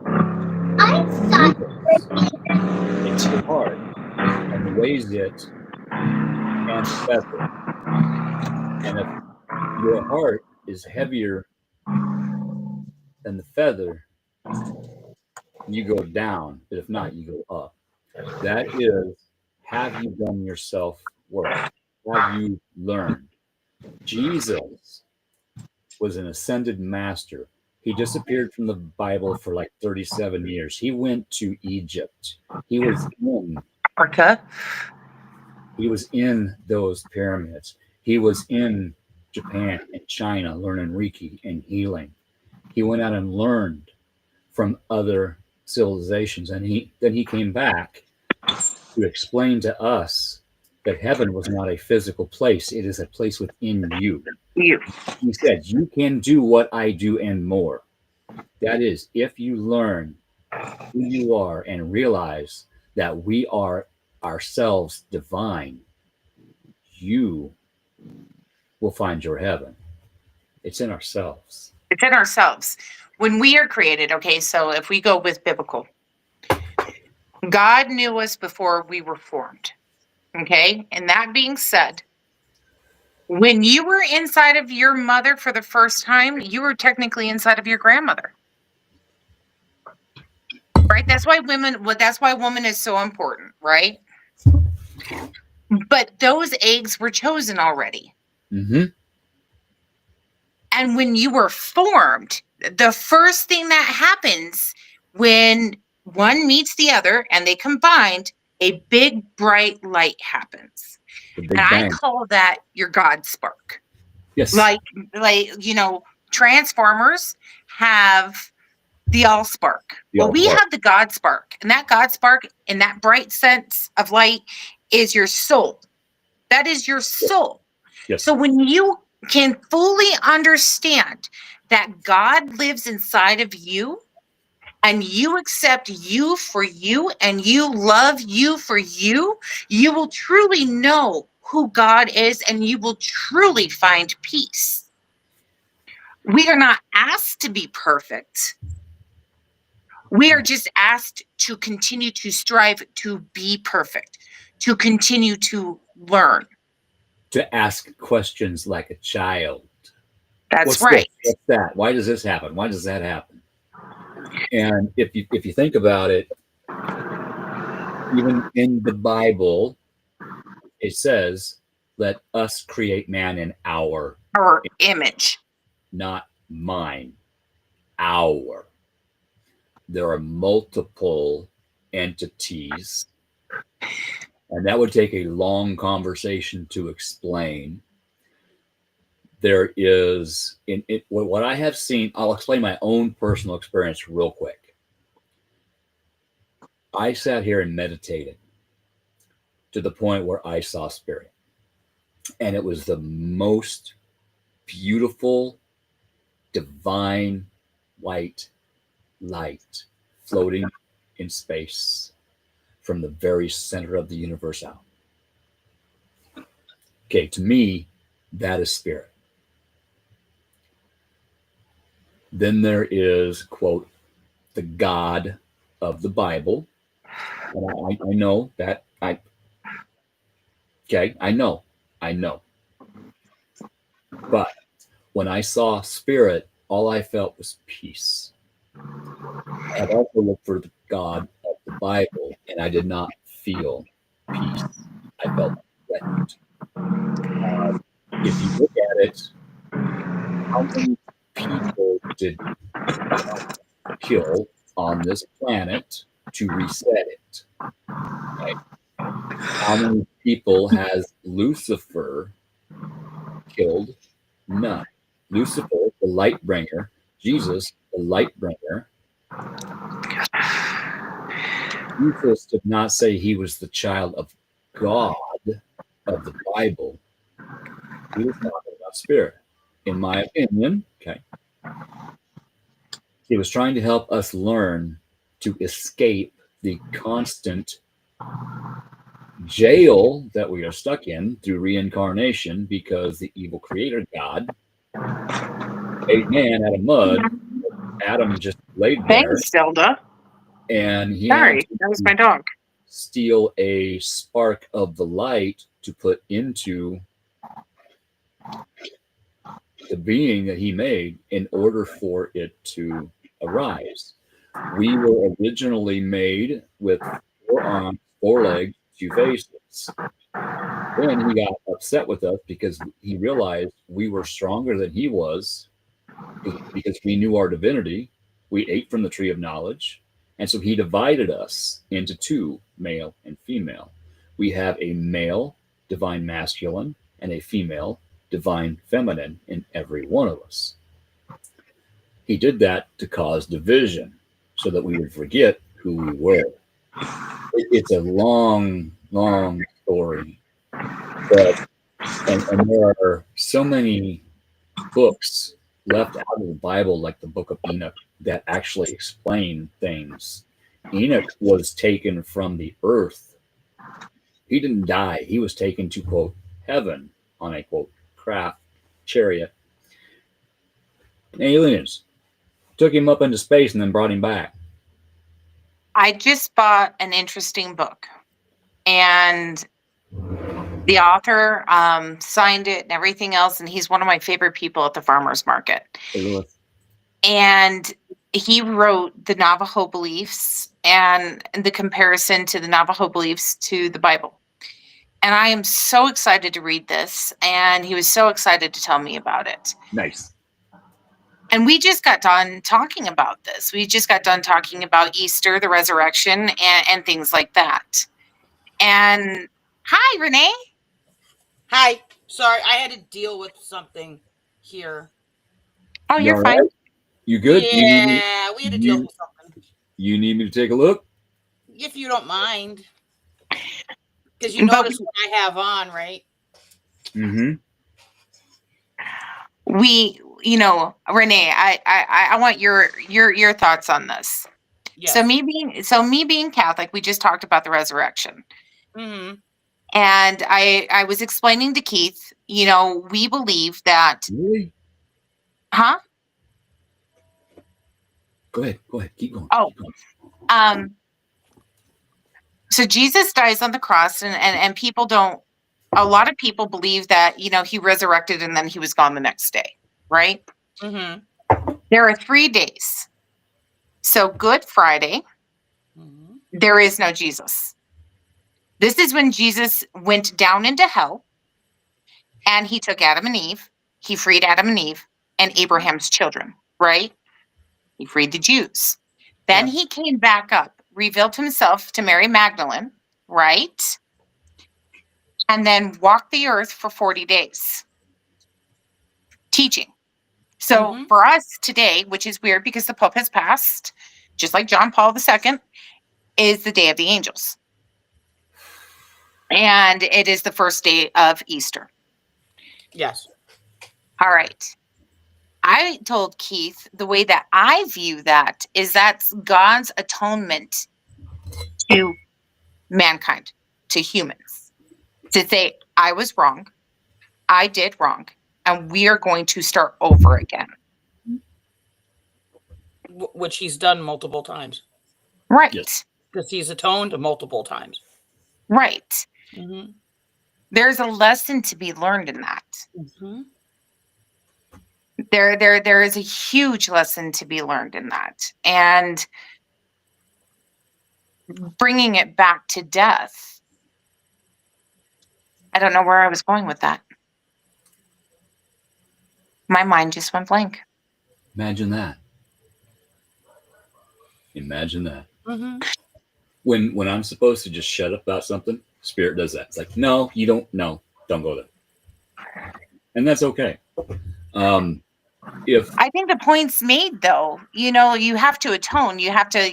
That's the season that we're coming into, right? Yeah. Is that self-reflection? You have to atone for what you've done. Yes. Yeah. Yes. I mean, and that's the good thing about any religion, because I am a deconstructing Catholic.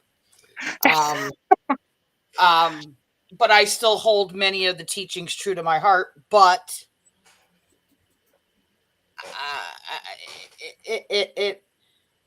and a lot of people look at me where they're like, you're a deconstructing Catholic, but you hold teachings dear. Yes, certain teachings dear and true to my heart.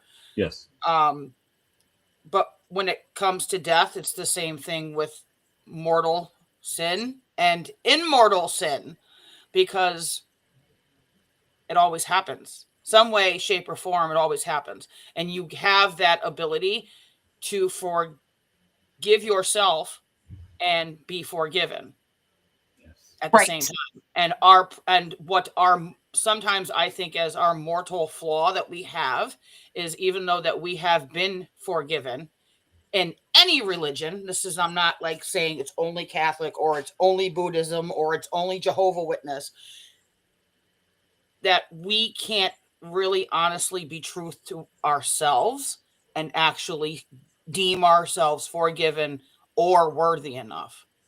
So that's that's where I said on Outlaws, when you read, that's why I always wear red. If you stay stuck in that route and you cycle that shit over and over and over and over and over, what's going to happen?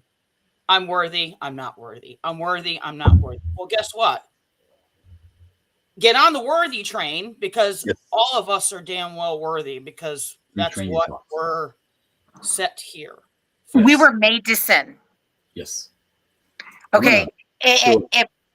Okay. Come on. If we weren't made, we were made with free will. We were made to sin. We were made to learn. Yes. All right. That is our purpose here on earth, is we need to learn. Yes. We came here to learn. And that's where I made the comment, when you were first created, that ball of light, that is your soul, that is your energy. And you were given that free will. Mm-hmm. What you do with that free will is always up to you. If you truly self-reflect, this is where Catholics go to confession. And I do believe in confession. You have to state it out loud to somebody. It is like going to AA. Mm-hmm. Mm-hmm. Yourself. Mm-hmm. You have to go to confession. I don't say you have to, but even if it's just, if you're not Catholic, you have to sit down and say, you know what? Mm-hmm. You know what I did last week? I went and I did this, and this, and this. And it needs to be a non-judgmental person. And that's hard to find. And they'll go, okay, now what are you going to do to change that? What are you going to do to work through that? Mm-hmm. How are you going to forgive yourself? And that's the key point, is in forgiving yourself. Because if you can forgive yourself and you can let go and move on, you are telling yourself that you love yourself enough, and you are loving that energy inside of you that makes you. Yeah. Whether you believe in God, whether you believe in anything, we all come from the same melting pot. It's the same cauldron, right? And we have to put in that positivity. We have to take and flip that negativity around. And that's how you don't let evil win. Yes. You have both called me on my own bullshit. And I appreciate that, because I'm a Scorpio, stubborn son of a bitch. Okay. But you have both helped me to see what I couldn't see at the time. And I appreciate that. Yeah. And I'm going to put a link in the comments here real quick. If you have never heard of Morgue Official,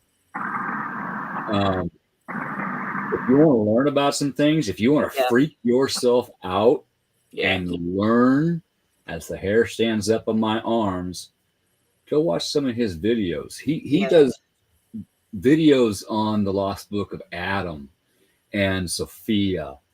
If you don't know who Sophia is, my girl. Sophia, yeah, I love Mary. I love Mary. Sophia was an entity. In the beginning, the entities created things in balance. There was the divine masculine and the divine feminine. Sophia decided that she wanted to create something herself. So she created God. But there was an imbalance. The masculine overtook. Well, yeah. I mean, men are kind of overbearing. They stink, and they tend to take charge where they shouldn't. Not wrong. Just picking on you, Keith. And when you talk about Adam and Eve, yeah, there's Adam and Eve in the Garden of Eden, but nobody talks about Lilith. Lilith, we talked the about first. her. But there's also the fact that Sophia also created a different Eve, a divine Eve, that the evil creator God could not spoil, which is where Cain and Abel came from.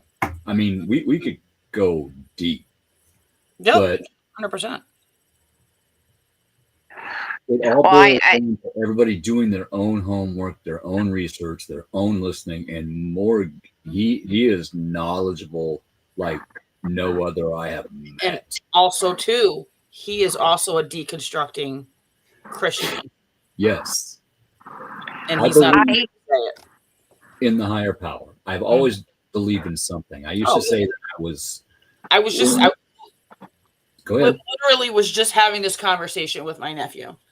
And I said to him, you have to have, he goes, I have the will. I have the will. I go, this isn't like He-Man or She-Ra. Like you have the power. You know what I mean? Yes. Do you have the power? Yes, you do. You have the power that sparks in you. That spark is from divine, because why? We are made in divine's image. So therefore he is, so are we, or she is, and so are we. Right. And I told him, you can have all the will you want, but if you don't have that, I don't even have it. My grandmother used to hold this little orb with a mustard seed in it, and she lived her life like this. My mother told me, you have to have the faith of a mustard seed. If you do not have that, at least that much faith, I don't care how much willpower you have. If you don't have faith, you don't got nothing. You don't have faith, you have nothing. And, right. and he said, well, explain it to me in a less complex way with religion in it. I said, okay, go over to your wall. Go to your wall. I go, do you see your light switch? Yes. Flick it. Yep. I go, how do you think the current came from that light switch to that light source? And he's going to school to be electrician. I said, so let's talk about this the mundane way. How he knows. Power goes from where? That light switch. In that line to the box, out. Circuit. It completes the circuit, right? But you still have to have the ultimate source. Yeah, and if you don't have the faith when you click that, I said, think about it. Not saying that we do, but I said, but if you click that light, I said that moment of you clicking that light switch, that's your faith going, is it going to be complete? Is the circuit going to be complete? Mm-hmm. So if you don't, I said, so this masculine, I have the will. Like, no, if you have no faith, you have no will. Well, and what happens if the power grid is down? What happens if a tornado goes through and you have no power, right? You still have to find that light source. Mm-hmm. So what do? You plug a match, you find a lighter, you light a fire, you get that flashlight out. Mm-hmm. You have to find it again. Yeah. You are my backups. Just saying. Other people are my backups. When my dark, my dark. That is my Scorpio cave. Sometimes I like to sit there because that's where I find my life. But if I find myself dwelling instead of growing, I reach out. Hey. Well, that's what I've always said, and everybody laughs at me. Weird, I do the same thing. Like, okay, Jesus was given 3 days, right? I give myself those 3 days. And I get myself up out of my cave. I roll that rock. And for some reason, if that rock is too heavy to bear, that's when I go, hey, I got an issue. But I don't even have to do that anymore because he knows the nudge. What's up? Hey, what's up? He knows the nudge where 3 days have gone, tick tock, where are you? How you doing? And if I say fine, he calls me on my bullshit and he goes, no, you're not. So what's up? Mm-hmm. If I say I'm okay, I may be having issues, but I'm dealing. You tell me you're fine, I'll remind you that you're frantic, insecure, neurotic, and emotional. Thank you. Don't ever tell me you're fine.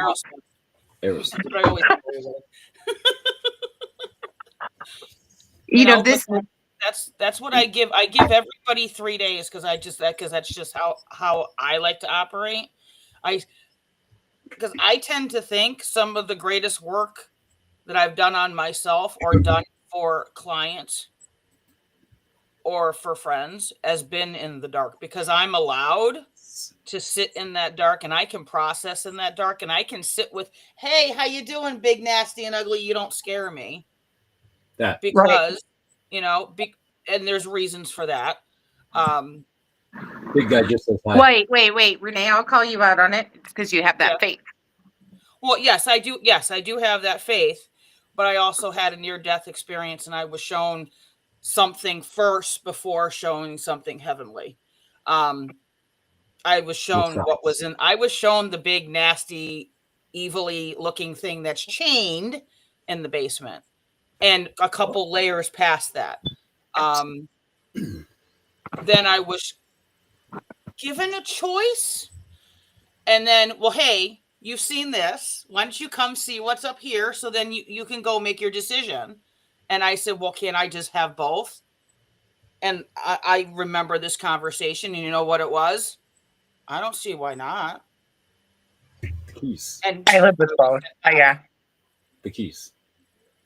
We have a key to above, and we have a key to below. Those are to open doors, to allow things to go to where they need to be, because things have escaped from down below that are up here that do not need to be here. Other people did very specific things for a long time in order to bring something here that was to the detriment of everything. We were given keys. Emotions. To return that. We were given the strength and the knowledge, but we had to allow ourselves in order to accept the help to gain that knowledge in order to help someone else.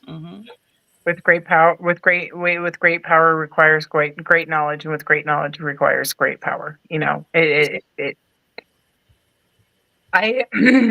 talk to my kids about this all the time. My soon to be 14-year-old mom, I want to do what you do. You have to learn all sides first. You have to be accepting of all sides. You have to learn how to protect yourself before you go and do what I do. It's not easy. I may make it look easy. It's not, because then when I may not see, like the last time I went and I did something, I didn't see what it was, but I had that faith to know that I wouldn't be in that position if I couldn't handle it. It wasn't until afterwards I was shown what I was up against, and I went, oh, well, it's a good thing I didn't know, because I would have second guessed myself. Yep. And that's sometimes that's the lesson within it all, because they don't want you to see it. Not everything big and nasty that you see as big and nasty is evil. Some things just have a job to do. Yeah. They need to keep a balance here. And they will tell you. If you listen, they will tell you. They will tell you. I've said this before. One case that I had, there's this big fiery 14-foot demon. Okay, let's take a look at this. And I'm looking at the case. You know, I'm at work and I'm looking, and I walk back in the shop to start turning a couple rotors, and back door opens, and this, literally, the back door opened, and this thing came in. And I'm standing there looking at this thing like, well, son of a bitch. And I'm like, wait a minute. I do Reiki. And you got earth, water, fire, and air. What puts out fire? Water. So I Reiki water. Next thing I know, there's this Native American about my height, long black hair, soaking wet, mad because he's wet. And then he realized, I'm not on fire. He's like, how'd you do that? I'm like, don't worry about it. You good? You want to go home? Yeah. Okay. Where do you want to go? Here's a door. And he went, and I heard, thank you. Oh. Well, especially with Indians. You know, every Indian believes that they have to go back to be with their people. They have to be with their people. And I help them to do that, and I'm grateful for that. But the thing I find funny is he was pissed because he was wet. And then he realized, well, I'm not in the fire tied to this pole anymore. All he wanted was help, but everybody saw him as a demon because he looked nasty. He looked scary. Now, granted, there are scary things out there. And when you're coming into your gifts, you need to be prepared for what you will see. And you need to be able to differentiate, feel the energy. Is this nasty? Yes, it is. Is it dangerous? Yes, it is. Can I deal with it? Not today. I need to learn more. Okay, back out. Find knowledge. It's learning. It's all about learning. It is. And it's all different. It is. We haven't had any comments from the peanut section from the audience in a while. Is it anybody still here? It says it's 7 are watching. We are 3, so that means maybe 4. Anybody got any questions, comments, concerns? We know what we can do with the concerns. Do you think I need a straight jacket? Because I have one right over here in that drawer. I really do. And he does. He does, by the way. I saw something, Renee, that reminded me of Keith for some reason at the farmer's market, and I think that I'm going to go get it for him. This woman walks along the river, and she picks up weird things along the river, and she goes back and she makes art with it. And she had this bone from a calf that had a hobbit house on it, and she made. And serious? I'm serious. I'm dead serious. And all I could think of was, Keith needs this. I don't have enough cash and she doesn't take card.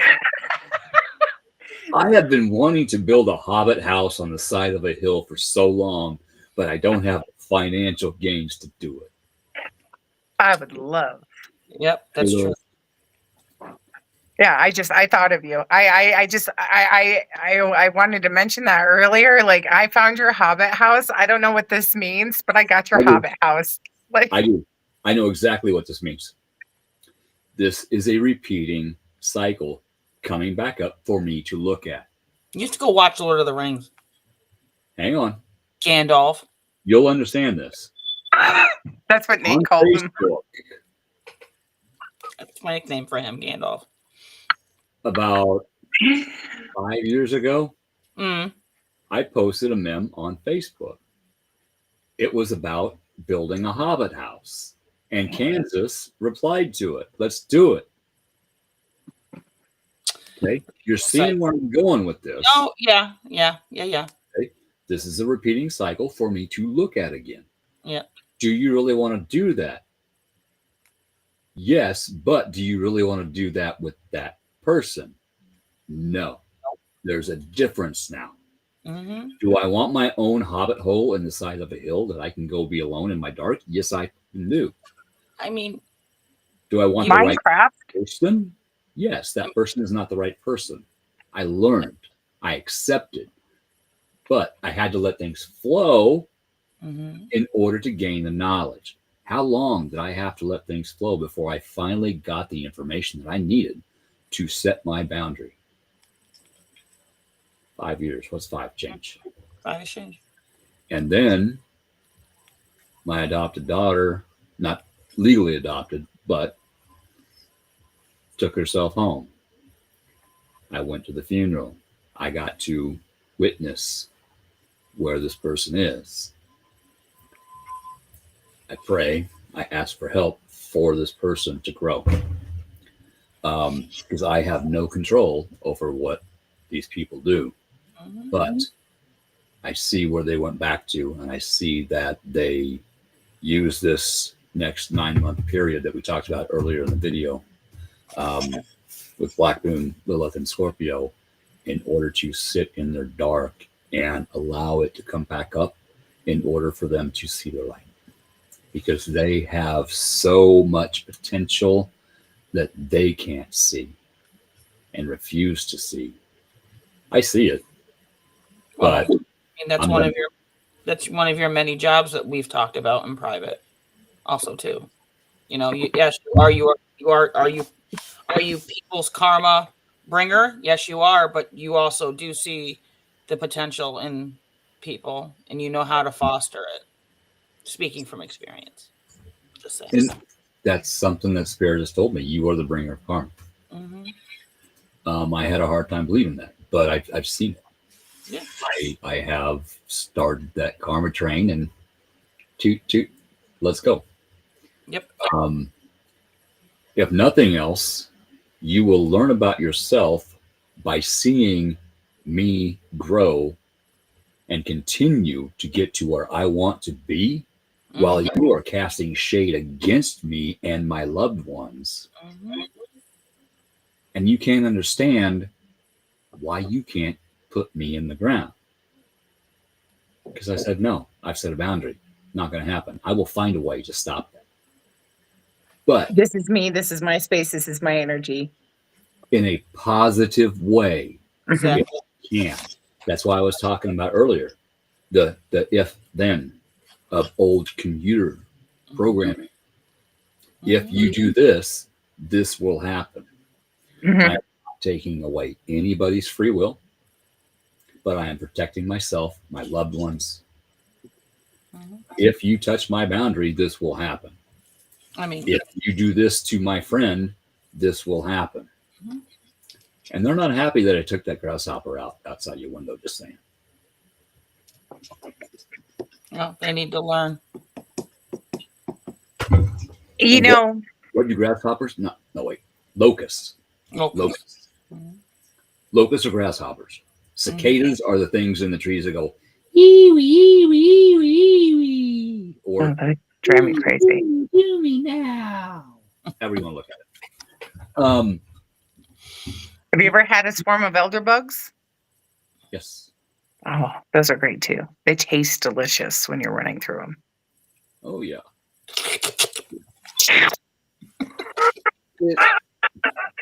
Snarfed a couple in my life. It comes to the fact that you got to let things flow. You can't fight it, but you have to protect yourself at the same time.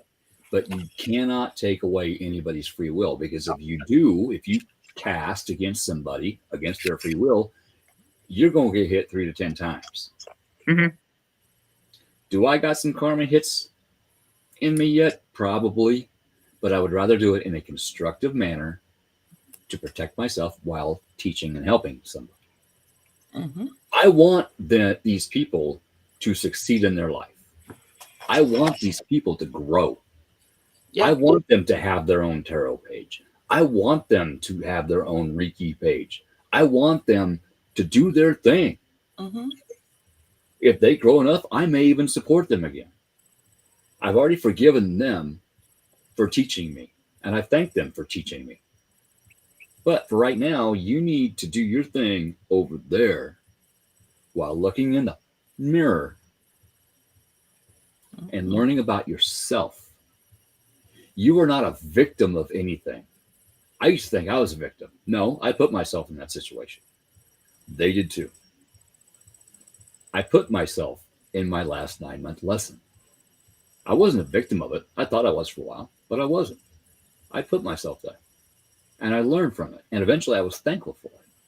Renee, we talked about this for a long time. You helped me see that. I appreciate that. Same. And jelly roll. That's where I make a good Catholic.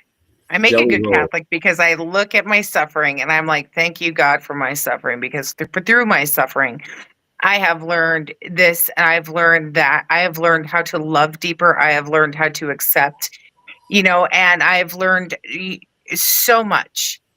And without that suffering, how dull would I be? My knife wouldn't be as sharp as it is now.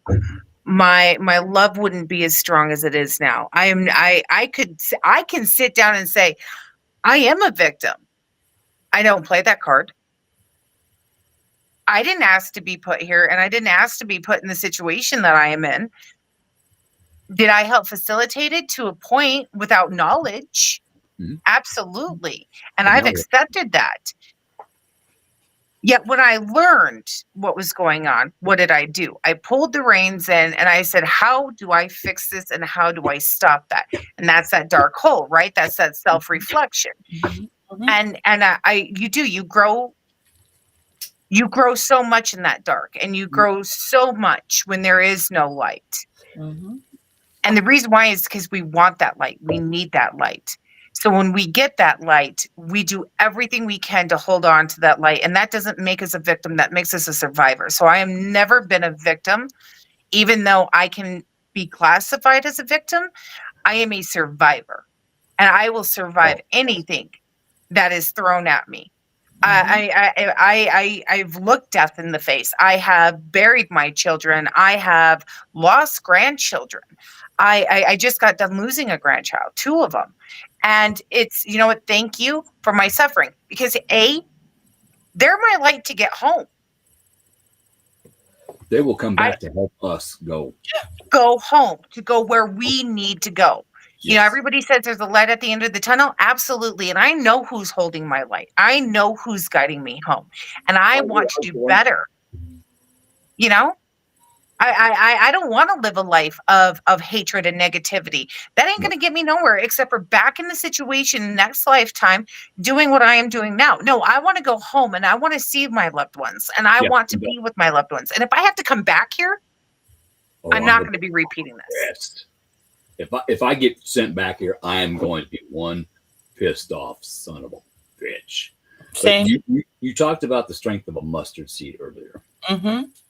What happens when you take a seed, any seed?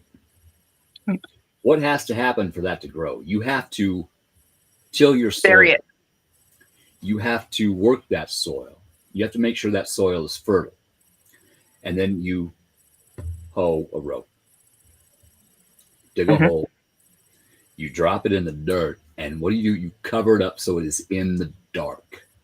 Yep. Then either you, somebody else, waters it. You, somebody else, fertilizes it to give it strength.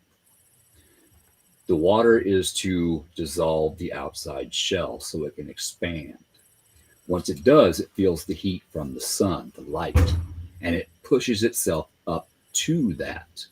And it also pushes a root down to the cold, to the earth. So you're going up and going down at the same time. Balance. You have to have your foundation. And then that sprout finally comes through out of that dark into the light. And continues to go up. Yes. Because it wants that light, because it's been in that dark, and it has that foundation in the dark, and it has its root in the dark. So it knows the dark. It needs the dark. That's where it gets its base nutrition. Yep. And it just continues to grow towards that sunlight, and it continues to reach out. Yeah, Renee, the lotus flower. Yep. I was going to say the sunflower. My riddle. Oh, lotus. She hit it. Kansas sunflower. She hit it. Just saying. She's over there. But the lotus has to start underwater, in the mud, in the crap, in the dark, in all the decaying material, and it has to fight its way up through the water until it finally reaches the surface and it blooms. The leaves go out, supports it, and it flowers into something very beautiful. So when I was given that riddle, you should be looking for a lotus instead of a lily. Well, lily is very pretty, but they're very difficult to take care of. Now that lotus. And they're also the Russian death flower. Just saying. Yeah, it's going to be able to take care of itself, because of what it has to do in order to survive. It can take care of itself. It's already been through its shit, and then it blooms. So I totally understand that. And she said, about the sunflower. What does Kansas grow? Sunflowers. Kansas ain't no lotus. Oh God! And I told you who the lotus was. You need to define and love yourself. You can't be healed and be looking for somebody if you're not healed and loving yourself. You, my friend, are the lotus. Are the lotus. Right. I use the sunflower as reference just because the sunflower, it does turn with the sun. It can grow so high, and it can grow in any condition. And why do we have sunflowers? Sunflowers are here to absorb nuclear energy. It absorbs the radiation, and it grows and it thrives. And I mean, it goes through so much, but yet it stands tall and it says, "Here I am, and I will always face the sun." Yes. And on that, there's a simpler way to put this. Don't expect the road to be heaven to be paved easily. Okay. You have to go through hell. You if you don't go through hell, and all of a sudden, if it was just easy street, how can you know what you know purpose hell? would we have? Yeah, you wouldn't be able to appreciate heaven when you get to heaven. If I had been through hell in my past relationships, I wouldn't appreciate what I have now. So if you look and your road is paved with nothing but struggle, just know the harder that you work to get through that struggle, your heaven is at the next fork. And I'm not saying your heaven is going to be smoothly paved either. That next fork will have its bumps and it will have its turmoil. But once you get through that road and you get to the right-hand turn, make sure you go right. Don't go left to Albuquerque. That's a bad place now. It's a bad place. We're number one bad people. Even and go right. Took a left turn in Albuquerque.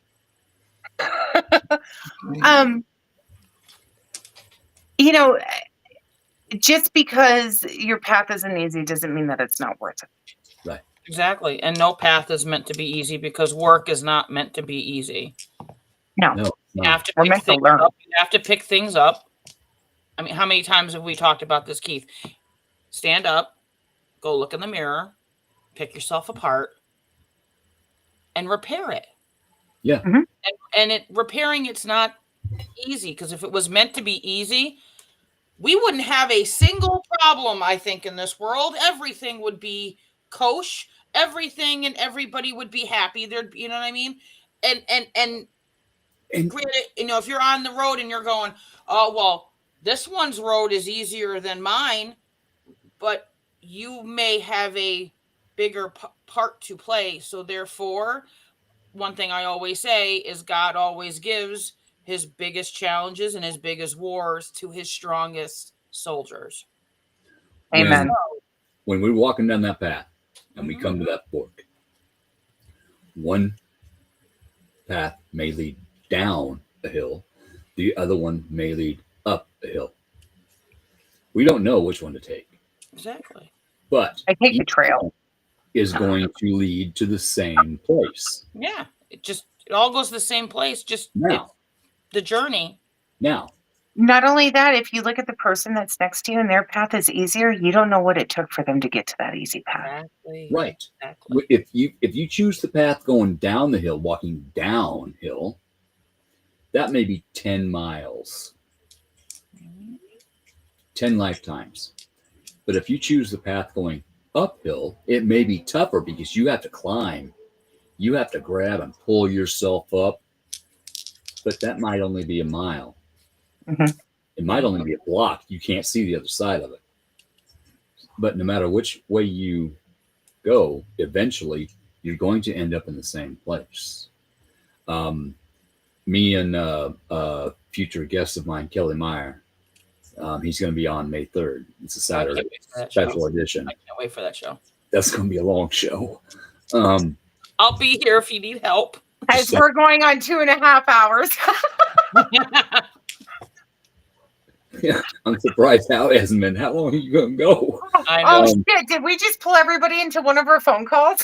I think so. I really do. Well, now you know. Now you know when we're saying, like, hey, when it's meaningful and important information or, concepts being talked about, it's because somebody here, like Michelle had said, that she needed it. Yeah. And I actually like that, Michelle, because I actually have that written down in one of my my books. The people out there on the internet that only put out love and light in order to get people to come to their Reiki reading or sessions and their tarot readings. Okay, if you only quote claim to know love and light, you ain't a light worker. Toxic. Because in order to be a light worker, you have to know the mother dark like the back of your hand. You got to be best friends with the devil. That is my opinion, but it is my truth as well. Because if I did not learn the dark, I wouldn't be able to find my light. If spirit didn't put me on both sides of every freaking configuration of any situation that you could think of, I wouldn't know how to help my clients. Mm-hmm. I wouldn't know how to help myself. Mm-hmm. And I wouldn't be able to say to them, okay, I understand how you're feeling. I understand where you're at. I know where you're at because I've been there. Mm-hmm. Now, let's figure out how to help you get to where you need to be. Mm-hmm. Do you want the help? If I wouldn't have been through all that and said that, that would be a lie. I don't lie anymore. You might not like my truth, but I don't lie anymore. I will try to give my truth in an easy form for you to swallow. Swallow. You're nice. I will not tell you what you want to hear. I will tell you what you need to hear, but I will do it in the best possible manner that I can think of. Yeah. But sometimes I just could be blunt. Just like you two have to be blunt with me. And then they get to make their decision. I have somebody that I talk to on a daily, and I love her. I love her to death. And she's been through hell, and she just went through a whole bunch of trauma. And I said, okay, listen, I said, do you want help? Do you want to help fix this? Because what I'm hearing is that you're at your end. And a year and a half ago, she said yes. Okay. And I'm glad that she knows me beforehand, because my ex-husband always said I had a very sharp silver tongue. I'm glad you laughed, Keith. I will get on her, and I'm not the nicest person in the world because I have to be that person to her. Because if I'm true and I'm honest, I go, hey, no, knock your shit off. I don't want to hear that. I don't want to hear that bullshit. Why do you want to do that? That's stupid. No, get the fuck over it. And she'll be like, well, no, don't. You know, my infamous saying, everything after butt stinks. You know, is shit coming out of your ass? Does it stink? Yeah. Well, change your mindset and go, yet. Say, although. And you'll find something positive after that. And, you know, I've really just hammered into her, and I'm so hard on her. And there are times that I'm like, oh, am I too hard? Like, do I need to reel it back? And then she'll call me, and I'll just hammer it harder. Okay, on that, remind me tomorrow, because I'll forget, that this feather right here, this is for her. Remind me tomorrow to put this in an envelope and send it to you for you to give to her. You think I'm going to remember? Oh, Michelle, I'm that one friend.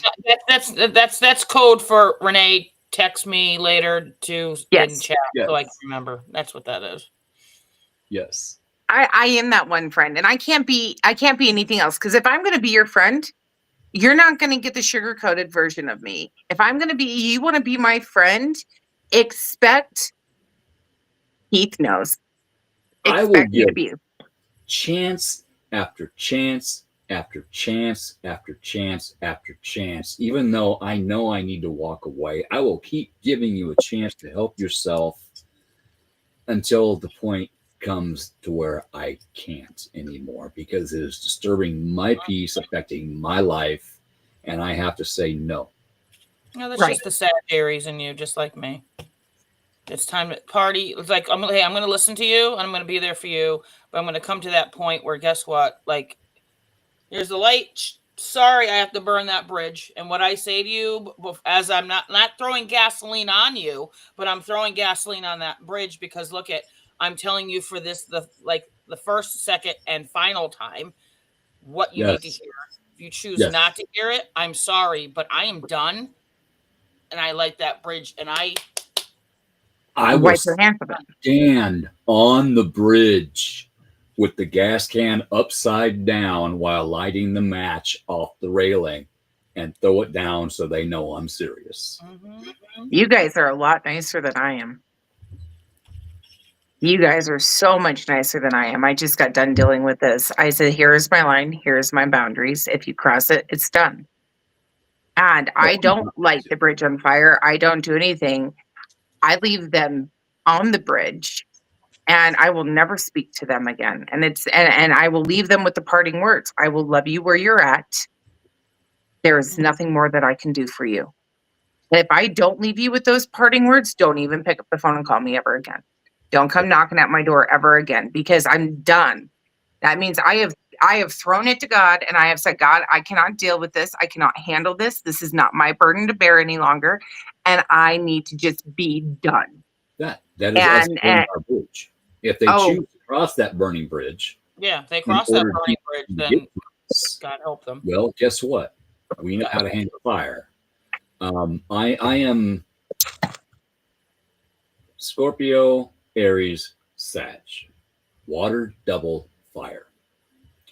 So the water keeps my fuse burning slow, but eventually the fire evaporates the water. And then all of a sudden, Scorpios snap. I've learned to recognize this. I step back, I practice the pause, and then I think of how to handle the situation properly. Thank you, Michelle. I attempt to. Okay, Renee, I attempt to. Yes, you attempt to.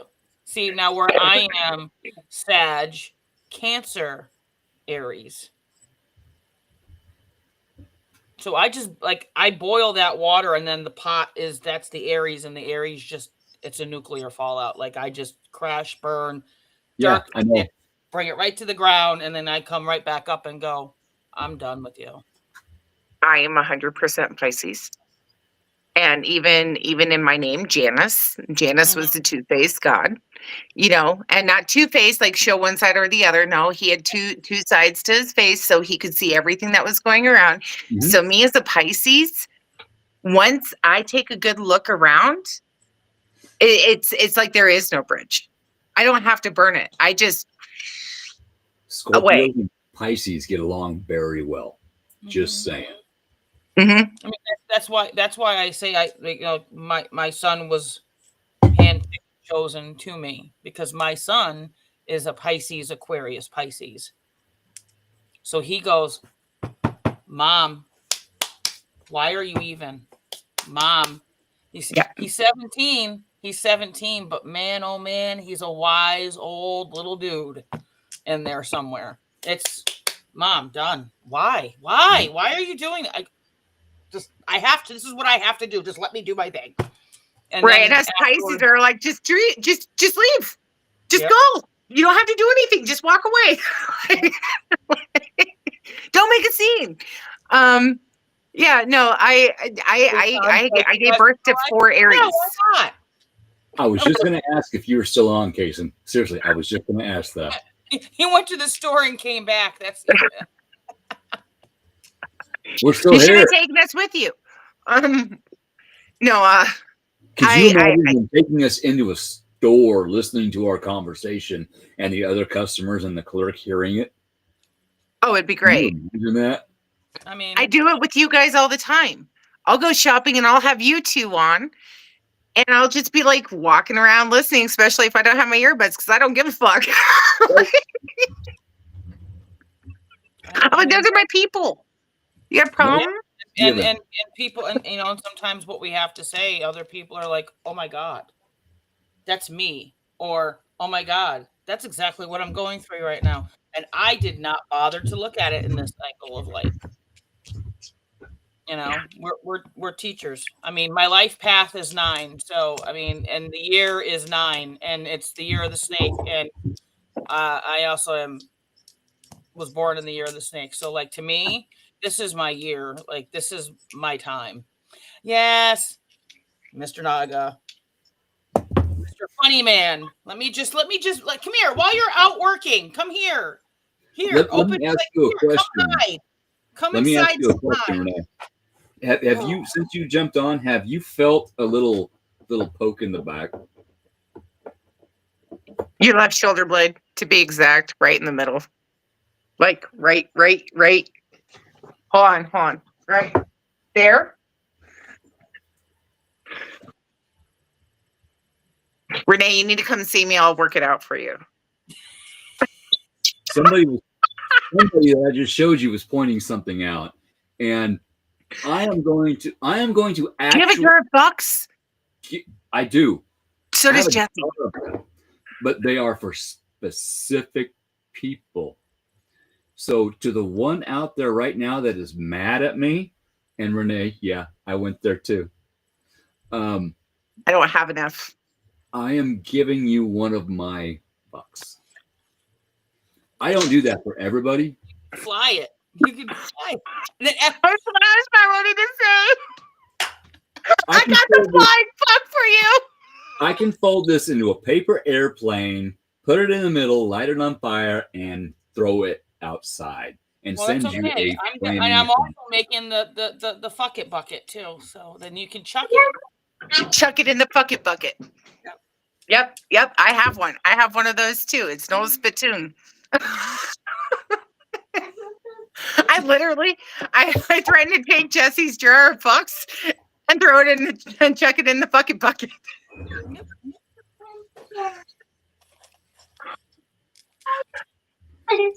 Oh. You see, if you thought of it, you should have just done it. Actually, you know what? That's bad advice. That is bad advice. No, I will not be held responsible because the last time I said something like that. Hold on. Go ahead. I just saw something that I have never seen before. Uh-oh, what's that? Thank you, Spirit. And that's not a bad thing. It's a good thing. Jan. Yeah. I knew you were going to say my name. Okay, think Lord of the Rings. We mentioned Lord of the Rings earlier. Yes, Lord. If I'm the elf, Elvish. You're being shot. I mean, you're shot. I'm shooting you right now. Do it. Do you feel it? Yeah. Okay. Left foot. Okay. I just shot you in your left foot. I have very good pain tolerance, just saying. You have to. Look who you deal with. Us. I'm slapping you with my fishy fin. Well, you figure you got Gandalf here. And now we have the Queen of the Elves. Renee, you are... The Eye of Sauron. I don't know. I was going to say that.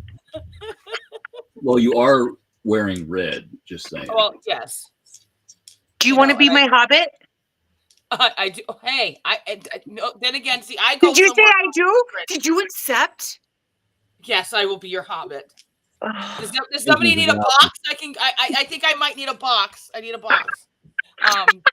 See, Renee, I am seeing you as Adriel. No, Sam's wife, the crush he has back in the Shire. Listen, if you have a hobbit house, be careful. Gandalf is going to visit. I mean, I do. I'll bring fireworks. Oh yeah, you do know how to make fireworks.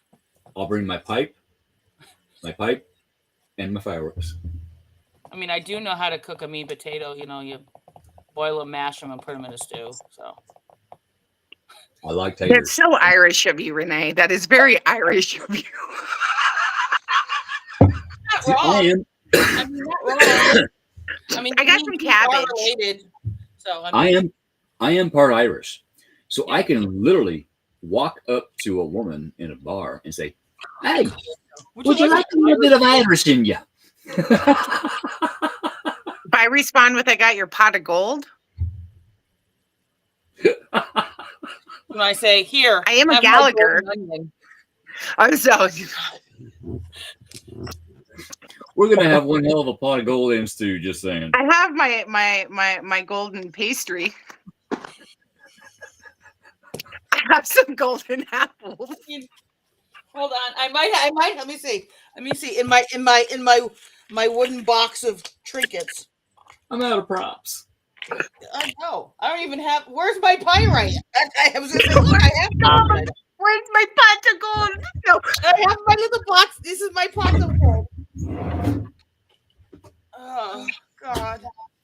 I have a Connex that's yellow that's full of all of my stuff. That's my pot of gold. I mean, if you can lift it, you can keep it. I could go somewhere with that, but I'm not going to. You're talking to a Scorpio here. But real quick, I do need to give a quick advice tip, because as I was sitting here looking for props, I see a lint roller. However, believe it or not, oh my God. Sure. I don't have one. I have a pointy stabby thing that I can. Okay, lint roller. What do you do with a lint roller? You roll it on yourself, on what you are wearing, okay, to remove things that are not supposed to be there. So you can actually use a lint roller in a cleansing of yourself and then Rip it off and toss it in the trash. No, now see, you're not supposed to peel it off until you go to use it the next time. So then the clean sheet doesn't get all dirty. Understand that. But if you're using it in a metaphysical sense instead of just a physical sense, you don't want that hanging around. Yes, it's stuck to this, but it's still in your possession. So get rid of it.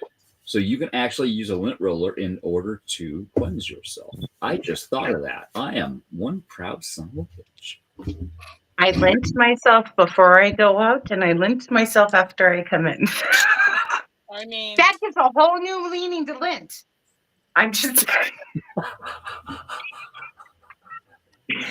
I just got through with that, okay? And that lint can be used as a fire starter to cleanse other things.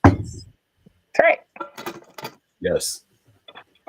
Lint is a very good fire starter. You know, dryer lint. Toasters and dryers are the #1 causes of house fires. Don't ask me how I know. I have a very large bag of dryer lint that I use for my fires. It's right by my dryer. But on that note, I need to say it is now 9:53 p.m. and 10 o'clock is bedtime, so I can get to work. So I hate to, but I'm going to have to jump off of here. I appreciate you having me. I appreciate you jumping on. I appreciate you, Renee, for jumping on. Yes, Renee. I appreciate everybody out there for jumping on with us and staying with us for so long, because I had I kind of did have an idea, but I wasn't for sure how long this was going to go. And if I didn't have to work tomorrow, it would probably go longer. Hi, Gabby. Hello, Gabby. And who just jumped on? That's Gabby. Yes. Gabby is a daughter of one of my great friends who recently just passed away. Gabby, I love you. If you have anything, you know where to find any of us. Need to talk or whatever. And she might want to watch it from the beginning. Yeah. When she's ready. Michelle, thank you for hanging with us. Everybody, thank you. And then, Jeremy. Wow, you're still on. Well, yeah, if it was a Friday night, I think Keith would just say, like it was the other time for Outlaws, like we'll just go live off of his page and continue. Like Jeremy doesn't know me. If I didn't have to work, we'd keep rolling, because there's still a lot of things I want to say. But we can save that for another show. Thank you for helping me fill this time. Like I said, Joni is not feeling well, so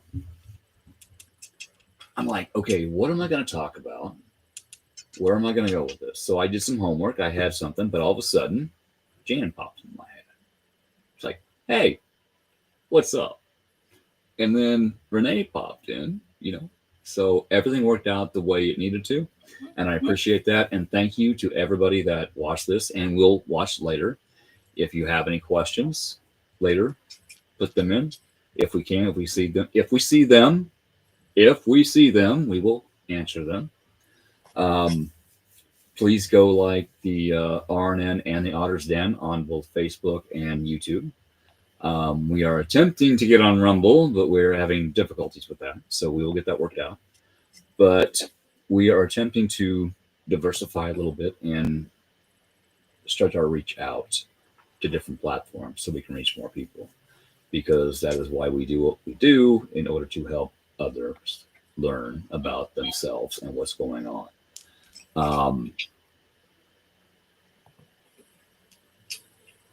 You're expanding your hot air. Yes, and all of a sudden, Yep. what I was talking about went. It's like, it's time. Dude, get off. Okay, fine. Not that way. Quit giggling. Quit giggling. Quit. Don't do it. Don't do it. I wrote it. I wrote. I'm just going to suck on this right here. 12. Girl, I would love to know where your Scorpio is, what house it's in. Just saying. Me? Yeah. It's in a cave. Mm-hmm. I'm just saying. Well, Lilith is going to visit your Scorpio. Don't tell Jesse. Renee, tell him to stop telling Jesse. Oh, I could. Oh, you would. I love everybody where they're at. And I appreciate this. We must do this again. Great. I agree. Let's set up a show. Okay, I have to apologize about something, because I just got new permanent implants, and the swelling of my gums have gone down. And so when I'm talking, air will sometimes go in the back of them and come out the front of them, and my lip will fart. And that just happened, and I heard it, and I apologize. So you know what a queef is? Yes. I read your mind. You, Renee, went right where you know what a bubble up the front is.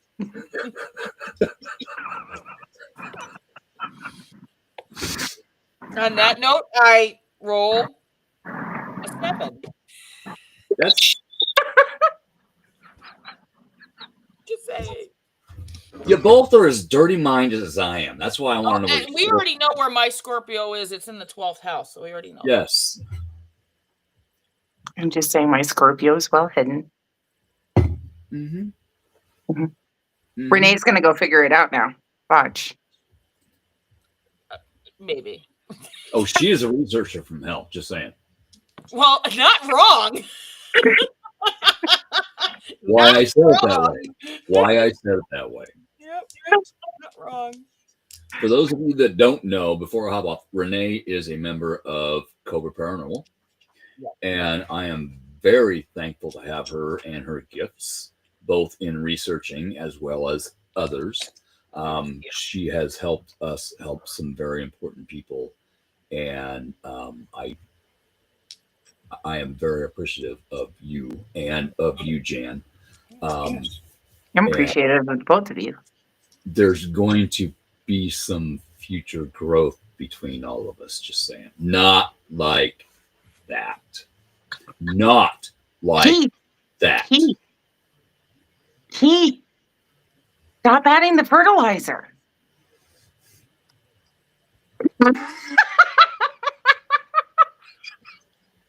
I've got your ray of sunshine. I'm just saying. Jeremy, I love you.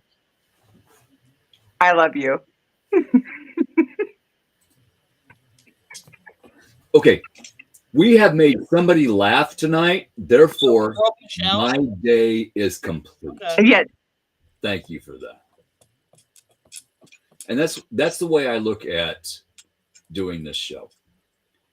If I make an ass out of myself, I make an ass out of myself. But if I help one person in their life, mission accomplished. Yeah. I am. I will use what I have been through in my life to help other people. I will tell my story. I will tell people, yeah, I lied, I cheated, I stole, I did this. guess what? I'm putting it all out there so nobody else can use that against me. Here it is. I admit it. You sound like a saint, because all of our greatest saints were the biggest sinners. Oh, I have been there. And who did Jesus hang around with? Sinners. Those became our disciples and our saints and our greatest teachers, so we could look at them and say, you know what? We're not meant to be perfect. And all the disciples died in very negative ways. Oh, they were murdered. Yes. And all of them were not nice people to begin with. No. I'll just throw that out there. Go look into who you guys know him as Paul, but I know him as Saul. I was going to say Saul. So yeah, the biggest one, and Matthews too. I shared a Jesus meme earlier today. Well, then again, the mechanics, not we, but the mechanics do call you Little Jesus. So Short Jesus. Short Jesus. But the meme said, someone's laughing. The meme said, y'all are sitting at tables you're supposed to be flipping. Yep. Granted, it was humor, but it actually means something. No, because what did Jesus do? Jesus went into the temple and he said, not in my Father's house will you do this. And he flipped the tables. But he also sent the disciples out in order to flip tables, and they ended up sitting at tables instead of flipping them. That's why he came back. We've all done the same thing. We are still sitting at tables that we should have flipped because we no longer reside with that energy. Oh, talking about tables. Guess what? Now I understand why that Last Supper table is so important. And why I am in the middle, and why I see faces, and why I don't see faces of those people. We need to be enlightened on that soon. Yes. And when the saints go marching in. On that note, I'm going to go put my daughter to bed. And I am going to hop off of here. I'm going to end the stream. Yes. I don't even know if we have a closing video anymore. I got to check this out. That's why I don't know any of this stuff. I just do my promotion part of it. I just share the shit out of it to everybody. Nope. So Renee, I found the comments. I touched the dashboard. And to Jeremy's amazement, I'm still here. You did well. And just so everybody knows, when you jumped on, I shared the Otter's Den video. There was no sound. I removed it because even though the music I was using was, quote, royalty free, somebody else on YouTube grabbed it and used it to make money. Therefore, it got flagged. So I just said, you know what? Nah, no music. Renee, he didn't like my opening music. I told him to unmute my mic, and I would be like, no,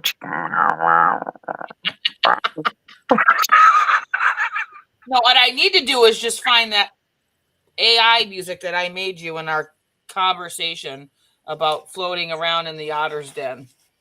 Kelly Meyer, my brother, my future guest on May 3rd, is going to actually make me a new theme song. He needs to call me. I have some ideas. Wow, wow. There's your closing. It worked for no. Nope. No. There you go. I'm not gonna say it. Are you sure? Yes, I'm going to be. I'm Degree. Are you positive? No, I'm Dove. I'm sure. No, I'm not. Oh, I have a secret. And I'm We not are aging ourselves. We are aging ourselves. We are. Well, it's not like I said that Teen Spirit. I was about ready to say Teen Spirit, and then I thought, you know what? Yeah, I got Teen Spirit. That's that Scorpio in me. I got some Electric Youth too, so. So let's narrow our way out of here. Yep, let's go. Hit that button.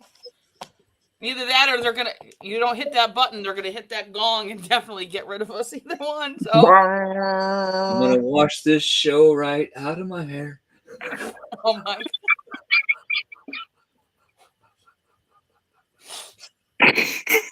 For your indigestion purposes and diarrhea and constipation. Pepto-Bismol.